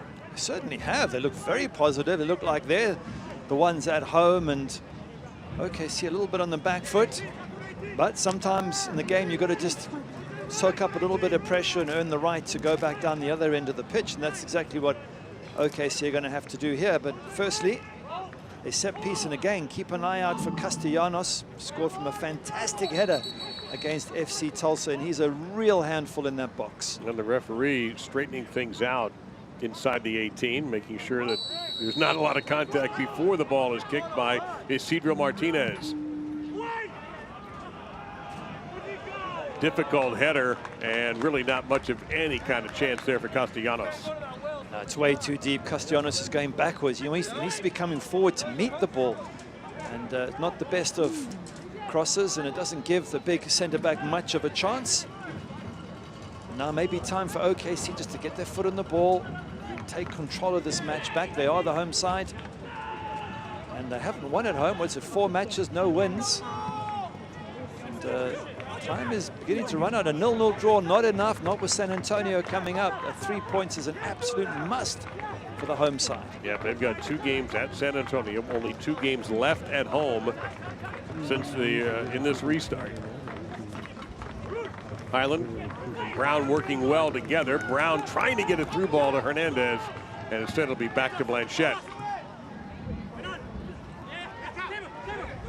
Tyberson, Highland. And it is switched by RGV, by Murphy, over to Adams. Oh, good touch there. This is dangerous with Beckford being marked by Amico. And beautifully marked by Amico.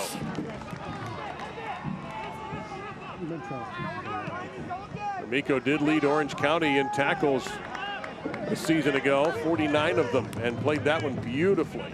He did. I think he was aware that Beckford had run straight past him with that previous opportunity, and he thought, no, it's not going to happen a second time.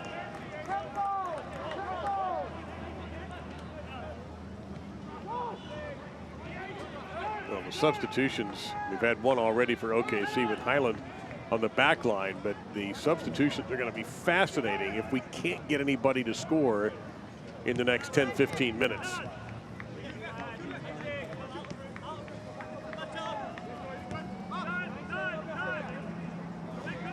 You do have Frankie Lopez awaiting his chance for OKC.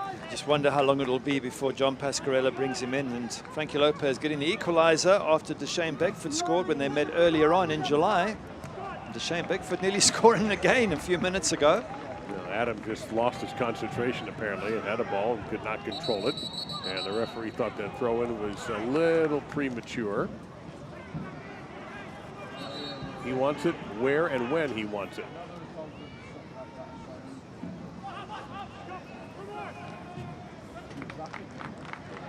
Garcia, nicely done, but just too much orange. Energy fans, make sure you participate in your True Sky Credit Union Man of the Match voting following the final whistle. Find the poll on Energy FC Twitter and vote for your True Sky Credit Union Man of the Match. True Sky Credit Union, where you truly belong.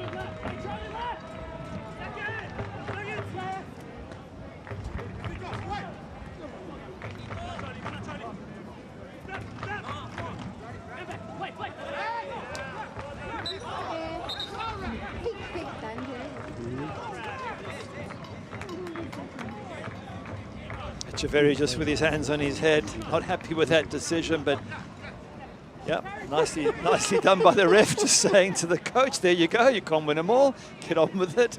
A consolation pat, how about that? But this is the time when both coaches know that to get the 3 points they both desperately need, they might have to start making clever substitutions, and they'll both be thinking, what do I do? What changes do I make? What fresh legs do I bring on? Do I change the tactics at all? Both of them will know that a draw is not good enough for either of them, and they're going to have to go for the win. Just what tactics have they got in their mind, and how they're going to play it for the last third of this game? Right in front of Echeverry was Highland, and that pass all the way back to Terraville. And a restart here for the Energy.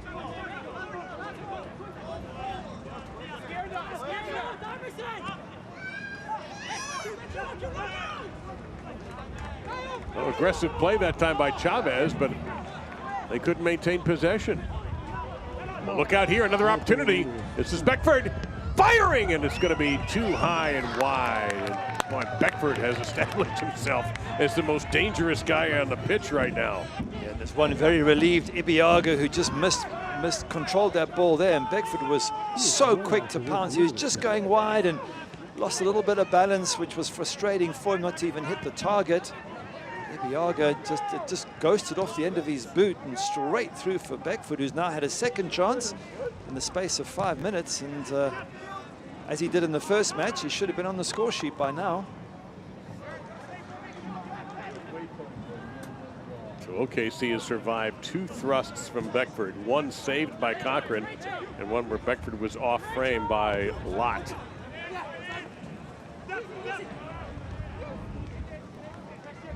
Highland trying to steal, can't come up with it. Tyberson, very, very nice footwork there.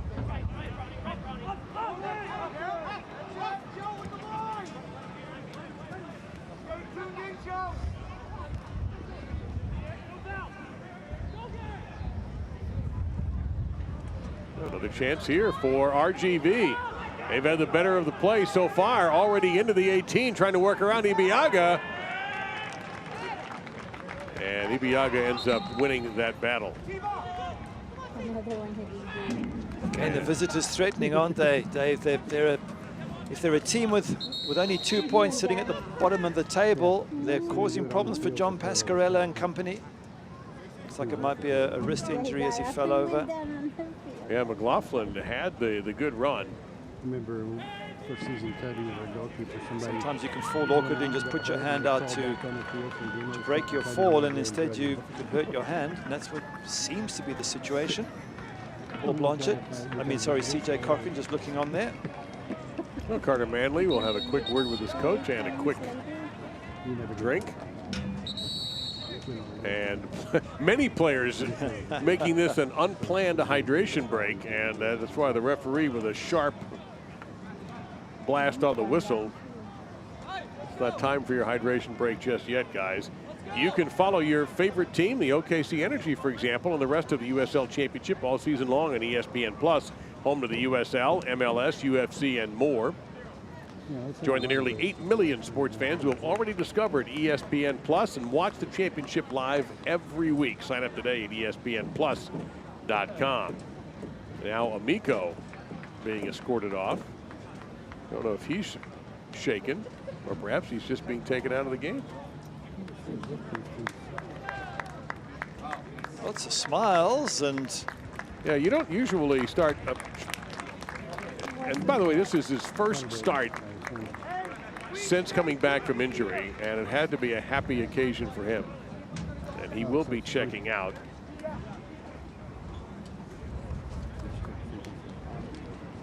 And look at this, Atiba Harris. We weren't sure if Atiba Harris was going to play due to injury. He did not play last week, but he is off the injured list and on to the pitch.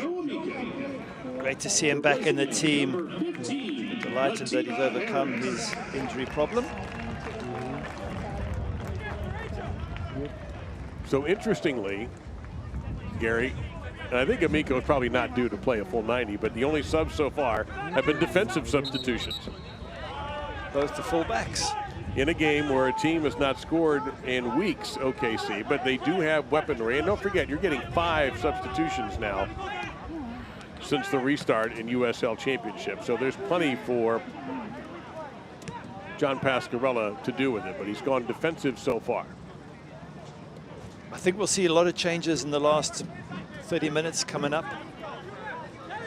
I think both managers have not wanted to give anything away. They've got teams that have worked hard, closed down spaces, both playing a sort of a 4-5-1 and not throwing too much forward, but that has to change for both of them as they chase the 3 points. Well, Highland with a good through ball to Brown, and that was deflected off of McHugh, and that should be a corner kick, and is.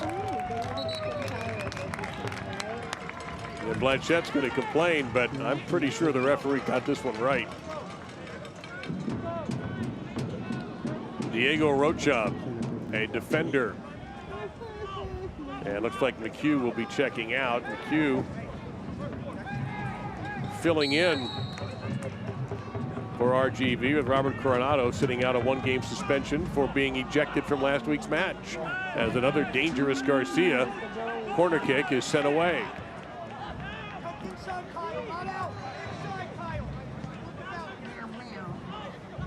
A good ball here to Garcia. Into traffic. McLaughlin away from the striker position. Sweeps it far enough to where Rocha should be allowed into the game. Let's see.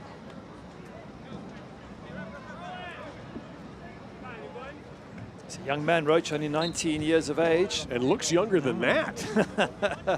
It's a tough position. If he does come in at centre back, it's a very difficult one where you've got to win headers and you've got to be physically strong and tough. It'll be a good test for him. Just a tug of war with feet. And the final answer on that one is a corner kick. Another one for OKC. This, I think, is going to be number 7.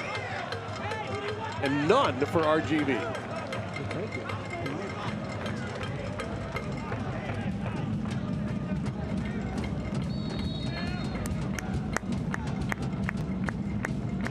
Garcia, far post this time. And well, we have an injury here. We have a collision in the air. And the referee very quick to call for the athletic trainers. It's always worrying when you see that, any clash like that. Anything on their head, you just worry that it could be a serious injury. We hope they're going to be okay. It's Castellanos for RGV. And I can't get a clear read on the energy player who is shaken up. Oh, yeah, you can see, oh, you can absolutely see that. Taravel, number 13. Yeah, little contact between the heads there and going all out. Castellanos is up. Just a reminder of how tough it is being a professional footballer, the hits and bumps. We saw Zach Ellis-Hayden in the first half with a bloodied nose.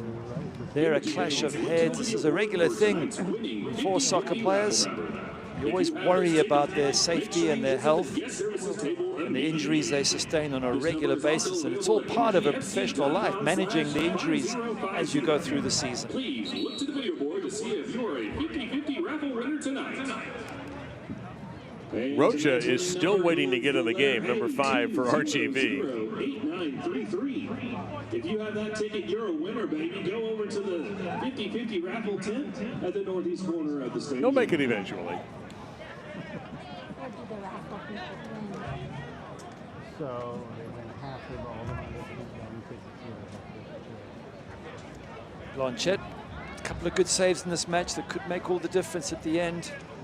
Having said that, CJ Cochran's come up one himself, so maybe so far credit to both goalkeepers for keeping this match at 0-0.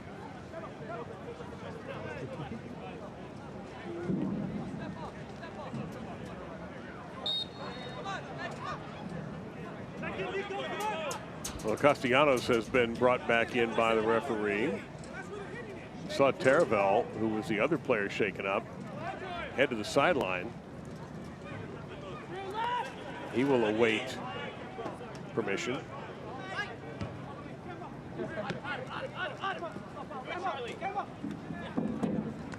And he is back also, and that's going to be a throw-in coming up. And now finally, Diego Rocha will get to come into the game, and we can tell you your Cox Connect to Compete substitution is going to be Rocha for McHugh. Make changes in home internet with low-cost options. Visit cox.com/connect to compete.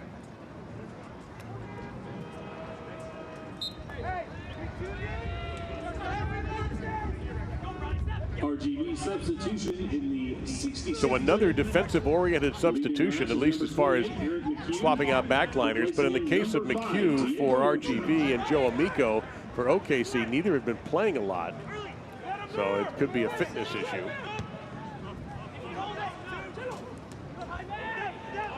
A chance now here, perhaps, for Vasilovic and the energy. Working to the right. And that's going to go off target. That's such a bad cross in that situation. Jaime Chavez had won the earlier header.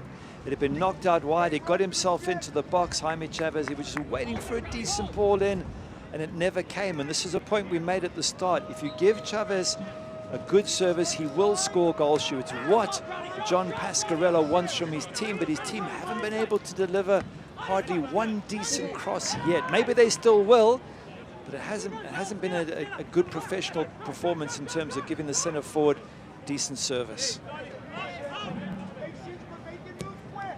Well, if you're an OKC fan, you're wondering, what about number 11, Frankie Lopez?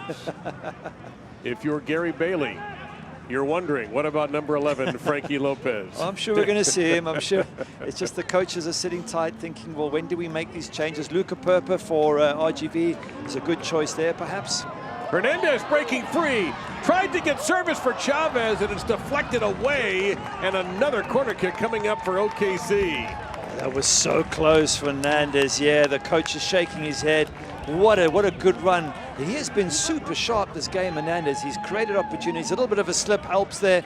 He knows he wants to get it to Chavez, and there's two at the far post. Basulovic is shouting. Have a look, Basulovic there. Hands out saying, I'm here, give it to me. And he was open and unmarked, and so too was Brown behind him.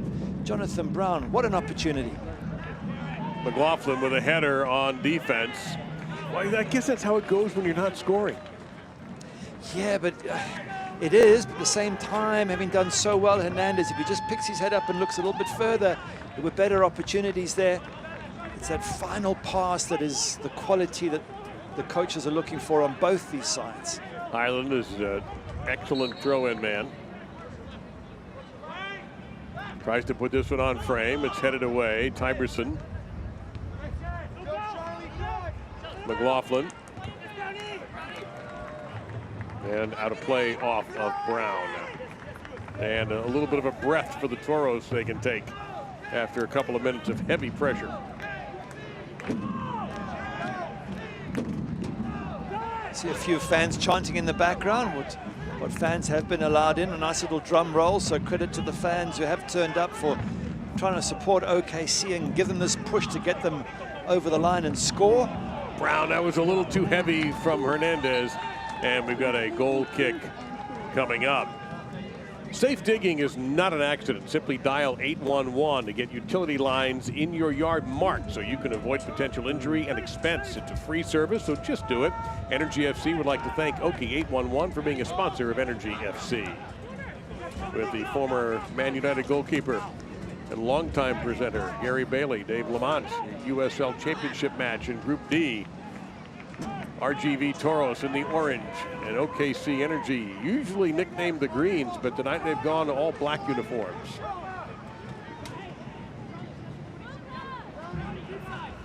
And here you see the head coach, John Pascarella, for the Energy in his first season with OKC. His opposite number, Gerson Echeverry, in his third season with RGV. Pascarella with a good background, arriving from Minnesota United, where he was an assistant there, and also an assistant at Sporting Kansas City, where they won the MLS Cup and the Open Cup twice. So now taking over the reins as the head honcho. And tough group to be in, tough start, but I think he's a man who's got lots of quality to offer OKC. Highland's got some room to work with. Oh my. Is that Castellanos again? He's running. No, no yellow armband, and that was a direct shot right to the forehead. We have seen some knocks and bumps and bruises in this game. I guess it's all part of it, but taking a while to recover. Referee saying, look, if you want time to recover, you need to get off the pitch. Yeah, that was Isidro Martinez. Watch how fast this happens.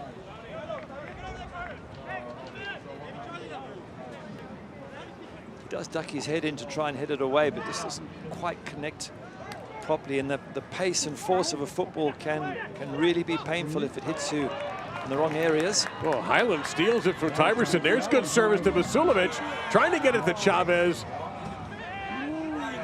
And again, coming away with it, the back line for RGV. Beckford must be marked. And he is fouled. I didn't mean that. Chavez got him. Only one caution in this match, and that was in the 14th minute to Ellis Hayden for OKC, who was no longer in the match. And there is Perpa. He will be coming in for Tyberson. Tyberson's looked tired, hasn't he? When he last played, he scored that wonderful goal against San Antonio, but he hasn't played much and really struggled to get himself into the game. No wonder Luka Perpa's there. Got one goal to his name already, Luka Perpa, and young man, but you expect creativity from him. You expect problems, and a player that OKC are going to have to watch carefully. Well, in that San Antonio-Austin matchup in San Antonio, neither side has scored through 31 minutes.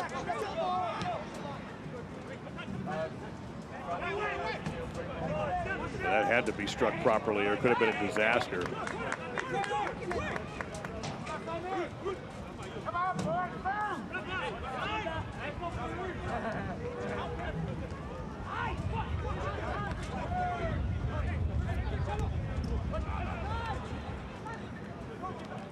Not a bad idea to get Cabato involved. He also has some speed. Back to Adams. And Ward putting some pressure there, forcing a turnover. And raising the blood pressure of Gerson Echeverry a notch or two. I think he's had his blood pressure raised nearly every match they've played, RGV. 5 losses, 2 draws. It's been a tough season for the coach. Yeah, he might have had to take a temperature check before entering Taft Stadium. Please don't check his blood pressure right now. Hernandez to Chavez. They'll switch it over to Highland down that left side. He came on to start the second half. The veteran in his 111th appearance for the Energy.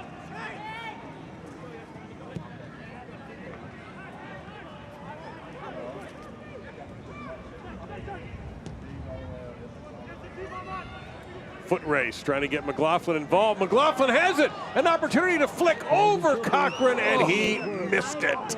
Oh, McLaughlin, what an opportunity. He did so well. He put pressure on the defender. He jumped on the loose ball.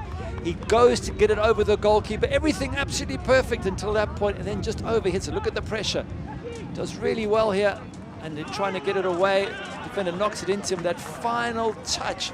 Atiba Harris will be delighted he didn't score, but that's the quality that McLaughlin needs, that killer instinct. He did everything else perfect except get the right weighting on that chip over the goalkeeper. We're going to play on through that contact as Beckford has been so dangerous in this half.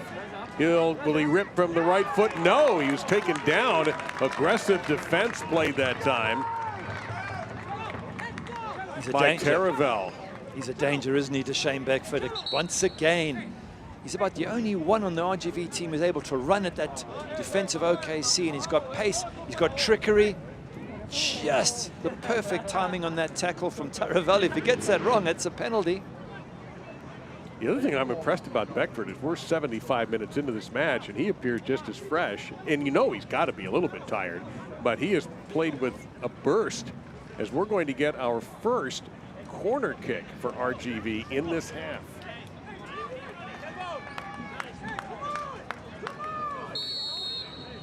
Martinez to take it.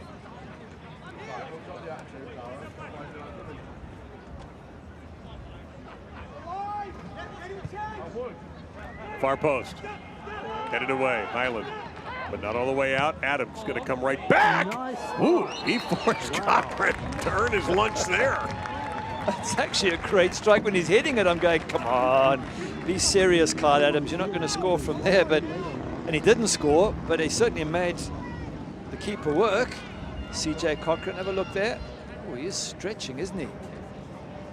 On target, but still the goalkeeper from that distance is not going to get beaten too easily.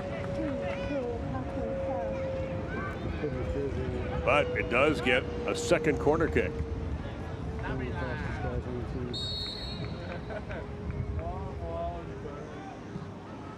Again, far post for Beckford. Can he get there?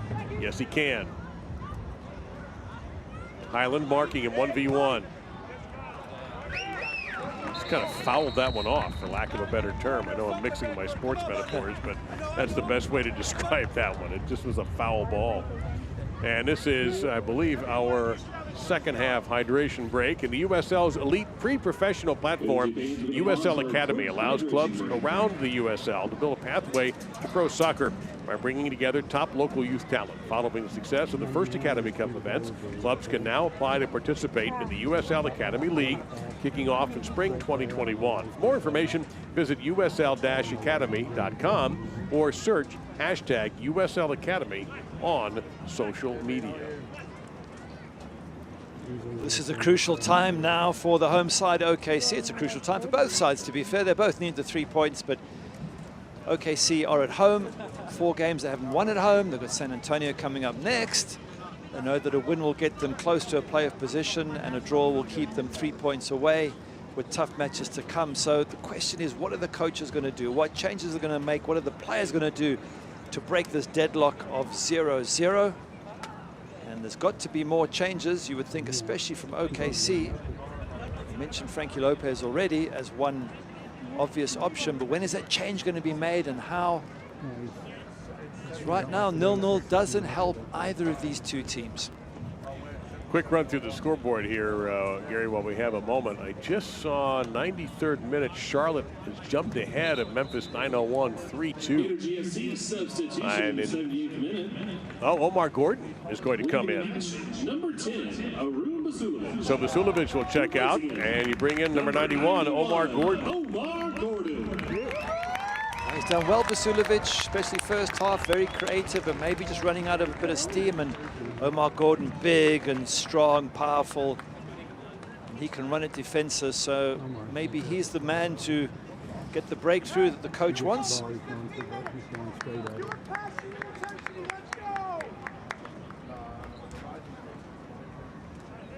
Echeverry in conversation with one of his assistants, undoubtedly discussing the impact of Omar Gordon as a substitute. Nothing happening yet as far as the score in San Antonio, Austin, 38th minute without a goal. And Tulsa, the other team in Group D, has the night off. Highland dancing down the rope. Ooh, Hernandez. Highland is irate because Hernandez came up with a very nifty steal, but OKC has to turn it back over. Well, you mentioned FC Tulsa a moment ago, and that's also been a bit of a shock. They're unbeaten so far in the league, and I'm sure at the start of this season, RGV and OKC looked at FC Tulsa and thought, well, they haven't been that successful in the past. You know, they'll probably finish bottom. We can be above them. Well, that's not the case.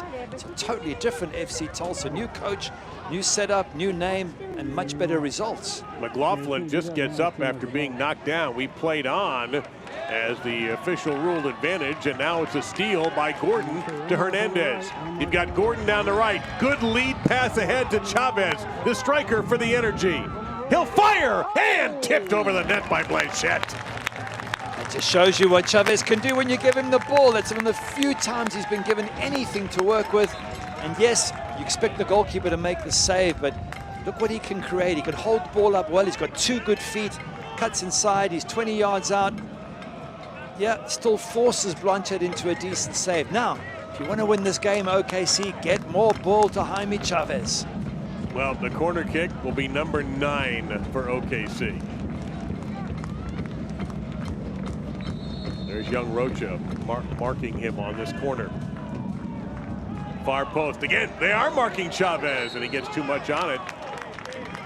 Let's see. Is it ruled off of RGV? It appears it is. Corner kick number 10.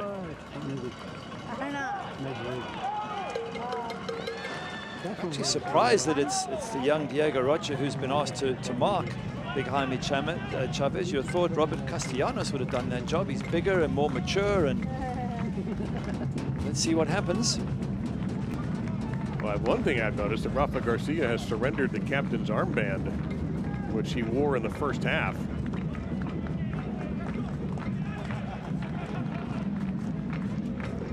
That's Kyle Edwards, number 17, a midfielder.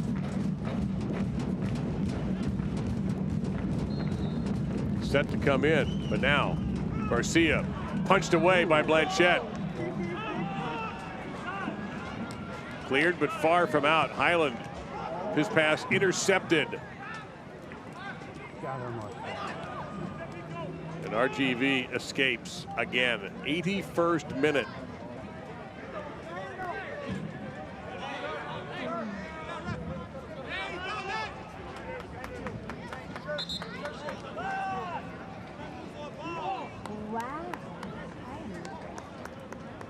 It looks like Jimenez and Edwards are about to come in.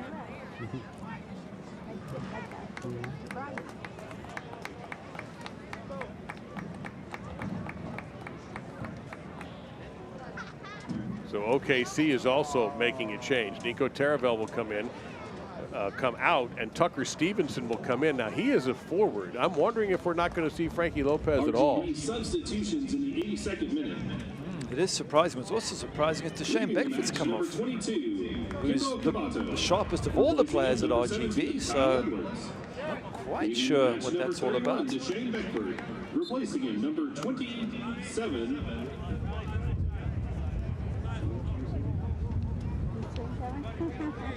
Jonathan Jimenez. So Jonathan Jimenez will come in for RGV to replace Beckford. Energy FC substitutions in the 82nd minute. Leaving the match, number 13, Nico Taravel. Replacing him, number 18. And McLaughlin with a chance here. Highland got just enough on that to get it to goalkeeper C.J. Cochran. Cambato comes out, and that's who Edwards will come in for.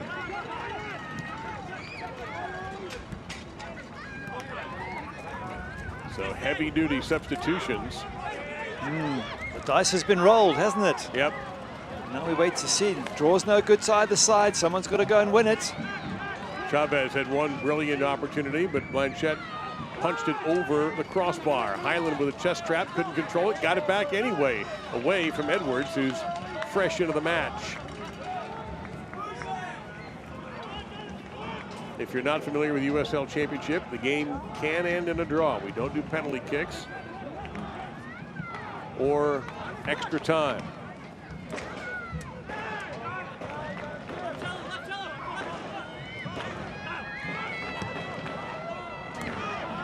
And Highland, a little miscommunication there, perhaps. Energy FC would like to thank SSM Health St. Anthony for being the official healthcare partner, and Team Docs for the Energy FC. SSM Health St. Anthony support of the sidelines and in the community is unmatched. And Cochran with goalie-on-goalie action there. For 121 years, SSM Health St. Anthony has been ready to help and heal patients across OKC. And also want to give a shout out to Social Capital, which undoubtedly is going crazy, the official watch party location for the 2020 season. #1 rated craft beer bar in Oklahoma by Forbes magazine and craftbeer.com. 120 independent craft beers on tap. Will they be popping a keg to enjoy 3 points or drinking away their frustrations at Oklahoma City's largest rooftop patio?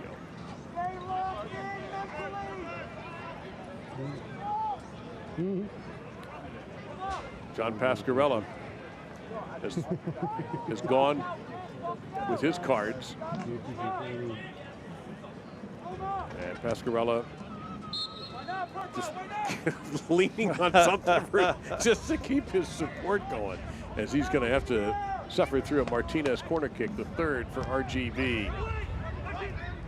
Castellanos! Cochran was collided with by an RGV player and comes away with it, and now the long toss down there for Omar Gordon, who's 1v1. Well done to the goalkeeper there, under all sorts of pressures, bodies all over the place, ball comes in, header comes back, goalkeeper goes here, gets challenged in the air, jumps on that ball, and then very quick to release the ball and the counter-attack. Boy, an aggressive move there by Cochran, and it almost paid off in a sloppy turnover by OKC.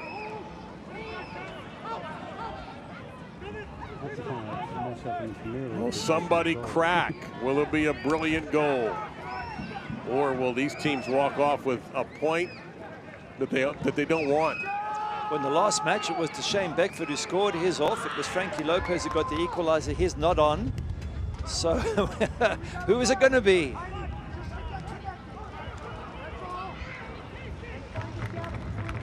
It's been an energetic and intense second half. Both teams understand the stakes. Left on the doorstep, but not at a good angle. And that's going to miss by many, many yards. A wide shot by Murphy. Well, Coach Pascarella has said that he's happy with the way his team are playing. It might not look like it to the fans, but they are progressing. They are getting better. And while that may very well be true, I'm sure the fans are saying, but we do need the points. We do need to make the playoff. We need to see something at the end of it.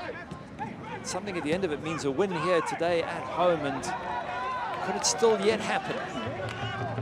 Hernandez. Will he launch from distance or no? He'll give it up. Gordon against Adams. Looks for help. Ward. Garcia.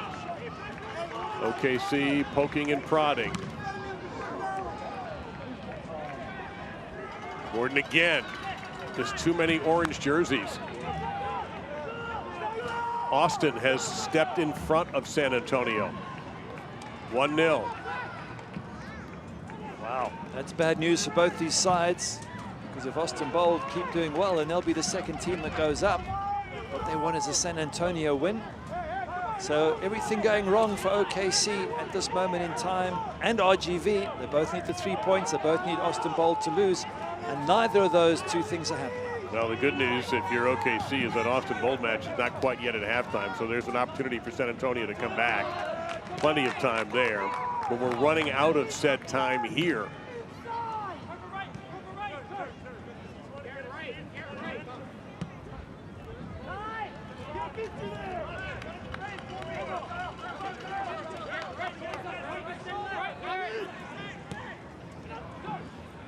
Trying to get it through to Brown. Now here's Chavez.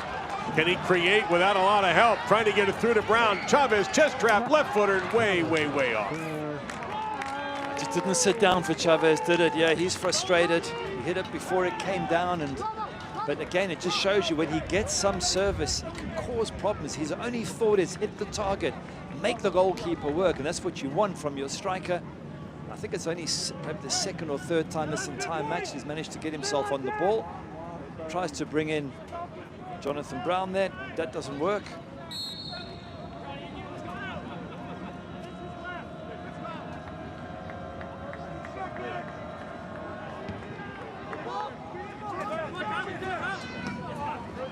Big header by McLaughlin, but over to OKC. Hernandez. Nope, not quite. Martinez. Now Perpa. And over to Adams, who's gone the full match. Jimenez is a substitute in this half. Turned it over briefly to Perpa, and it's just booted well out of bounds in the 90th minute. So how much stoppage time will be added? You would expect the normal 4 to 5 minutes. We'll wait and see. Maybe it's 5 minutes to get the goal for the watch party in Oklahoma. Get that party really going.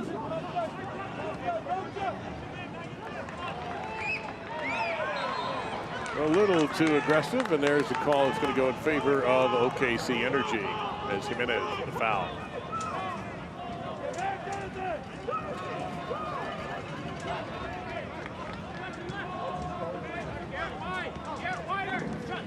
Ward. Left, Highland, right in front of Gershon Echeverry. You can't believe that Highland wasn't ruled being out of bounds. Survey says 6 additional minutes. The referee on the sideline is Brown. to be a minimum of 6 Oh, I thought he was going to leave it for minutes. Hernandez there. 6 minutes. To Highland. He gets it to Hernandez. Can Chavez crash the net? He tries. Crashing is, oh, and Gordon flying into the air. It's going to be a goal kick. And Adams is a little shaken up. Oh, for a moment there, I thought that was set up perfectly for Omar Gordon. We haven't seen enough crosses in the box. This is one of the few that's come in. Goes over Chavez. Omar Gordon comes in, and he just can't keep his header down. If he could have got another inch or two out of that jump, that could have been the goal that won OKC the game. Brilliant run, brilliant climb there by Omar Gordon. Just couldn't quite get above the ball. If this were a boxing match, I'd love to see the judges' cards right about now. This has been a series of stretches where one team has the control, puts on the pressure, then it switches for 5 minutes or so to the other. Right now, it's OKC putting on the pressure. Did he hook that OB? Boy, did he ever. Mistake by Blanchette. Throw in. And dumped to Chavez. And Blanchette cramping up a little bit now. You can see the sweat on some of the players on their shirts. They are dripping. It's been a really tough match in the middle of summer. And as we said, you know, 2 matches a week, lots of traveling in between. It's really taking it out of the players in these dying moments now. It's all about that will, that pushing that body as far as they possibly can. Well, the athletic trainer coming out to help Blanchette through what we think might be cramps. Maybe it's a little bit of an ankle. As she puts the free spray around there. Maybe that's why Blanchette had a hard time with that kick. Echeverry and McLaughlin having a little word there. Maybe planning a last-second snatch and grab to get all 3 points. RGV has yet to win this season. They are 0-5-2. OKC 1-3-2. They have not scored a goal in the month of August, and we're running out of time for their third game in this month. Your last goal was against the Toros. That was in July. That's a tough spell, isn't it, for both these teams? The reality is, if Austin Bold pick up points today, and FC Tulsa unbeaten, it could be almost impossible for either of these teams to make the playoff. That's why we've been saying all along, it's 3 points that one team has to grab. Can the home side still do it in the dying moments? Gordon trying to get some centering pass to Chavez. He's the main target now, number 9 in the black kit.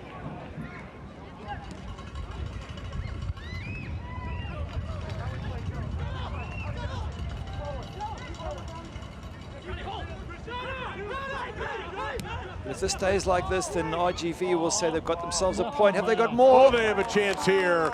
And Cochran very cleverly got it away from Kyle Edwards.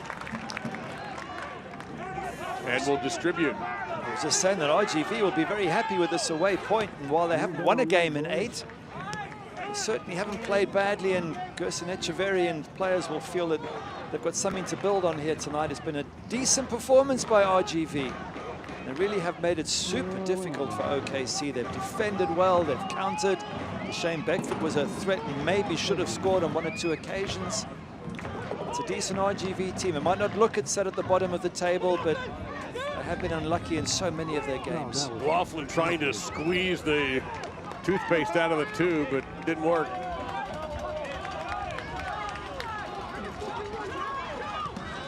Highland, that's a good ball to Hernandez. Over the top of the center. Gordon, will he go wide or down the middle? He'll go down the middle. He'll shoot from distance, but Blanchette not really challenged by that save. No, it barely reached the goal in the end. I think Omar Gordon just didn't catch it right, maybe hit the ground as well. The idea was good, the build-up was nice. Omar Gordon's looking to play the ball wide, decides to come in, but doesn't catch it, doesn't cause Blanchette too many problems. Well, in the first half, the referee was pretty strict in stoppage time enforcement. Gave up maybe an additional 45 seconds to allow one last thrust by the Energy. Highland long for Chavez, but it's headed away by RGV. Be careful here with Jimenez. One more thrust, maybe the last one.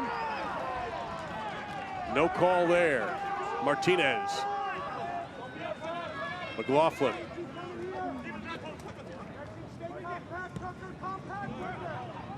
Well, maybe it's RGV that will get the last opportunity here. Just wonder, looking at this match for OKC, whether if they'd have got more balls in behind me, Chavez, it could have been a totally different result. They've really struggled to supply him with anything to work with. Adams cross, Edwards missed it. Ball loose, and Brown will get rid of it.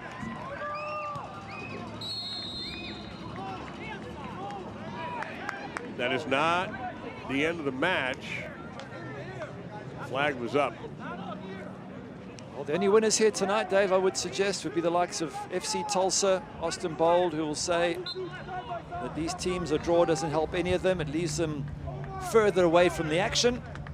If Austin Bold do get something out of San Antonio tonight, then the gap between them and OKC is really going to get stretched. So at halftime, Austin has the 1-0 lead in San Antonio. Wow, what a result that would be.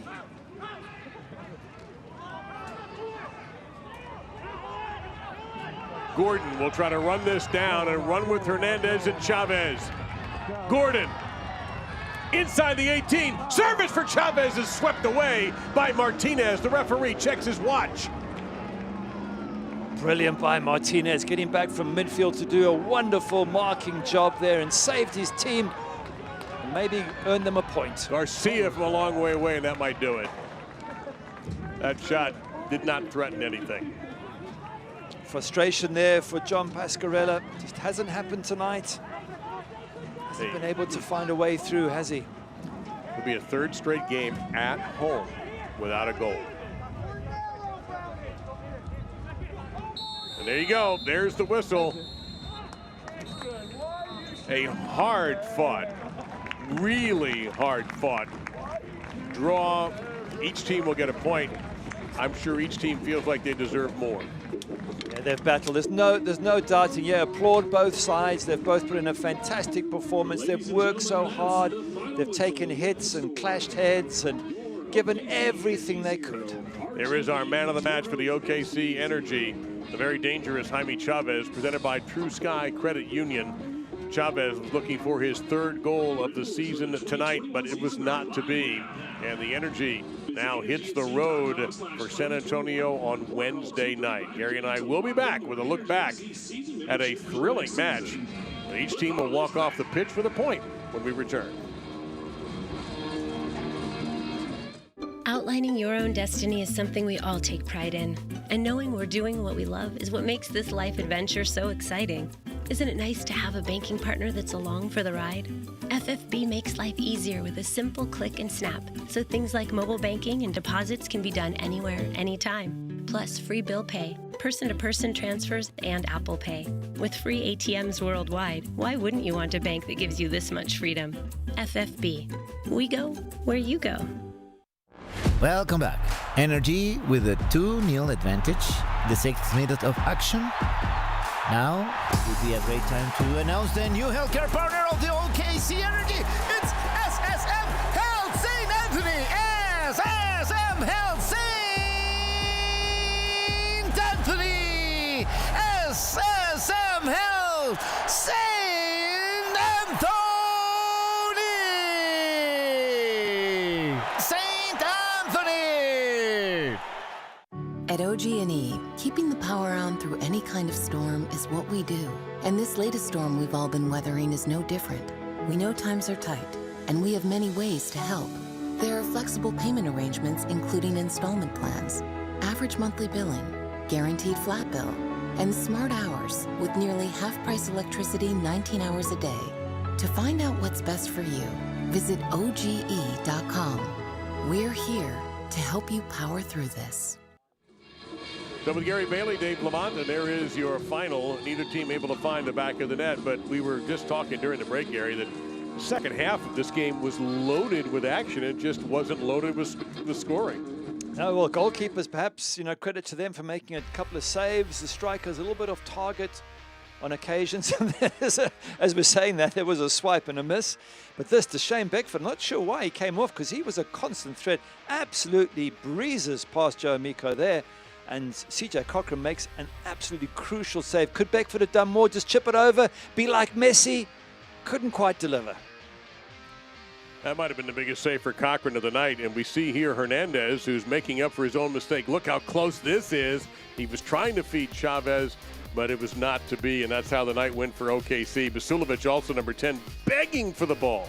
Yeah, Basulovic unmarked, and so to Jonathan Brown at the far post. And Jaime Chavez didn't get much, but what he did get, he could cause problems with. He has a shot there, Blanchard just making sure that one goes over the crossbar. But there wasn't anything of great quality, was there? We didn't see, fantastic moves with good finishes. There was a bit of everything, but neither side could put it all together and make it work. Here is Hernandez yet again. He was kind of the director, but Gordon couldn't get that header down. And you don't know if Blanchard, of course, would have been able to read that play. He was in position, certainly. Would have had to be a spectacular header. 20 shots combined, 8 shots of those on target. OKC ran the possession from the first whistle right to the very end. They had almost a dozen corner kicks this evening, and the early discipline, but fortunately there were no players sent off. At halftime, we mentioned Austin is ahead 1-0, but I liked your point, Gary, near the end about RGV can at least get a little satisfaction out of this, getting a point on the road. But for OKC, they have 3 straight games at home without a goal. Yeah, this was their 5th game without winning. As you say, quite a few games without scoring a goal. There needed to be more from the home side for me at the end. No Frankie Lopez, which is a surprise. They tried. One thing you've got to give both teams, they certainly put in all the effort, but it wasn't enough for OKC. And that's going to frustrate their players because now they fall further behind Austin Bold. And if Austin Bold get the right result, they'll be so far behind, they might never catch up. For my partner, Gary Bailey, and our entire crew, we thank you for watching this one, OKC and RGV. They drew last time. They have drawn I think more times than any other matchup in USL history, and they do it again tonight. We thank our crew very much, and we thank you for watching the United Soccer League on ESPN Plus. Stay tuned. There is more action on the West Coast tonight.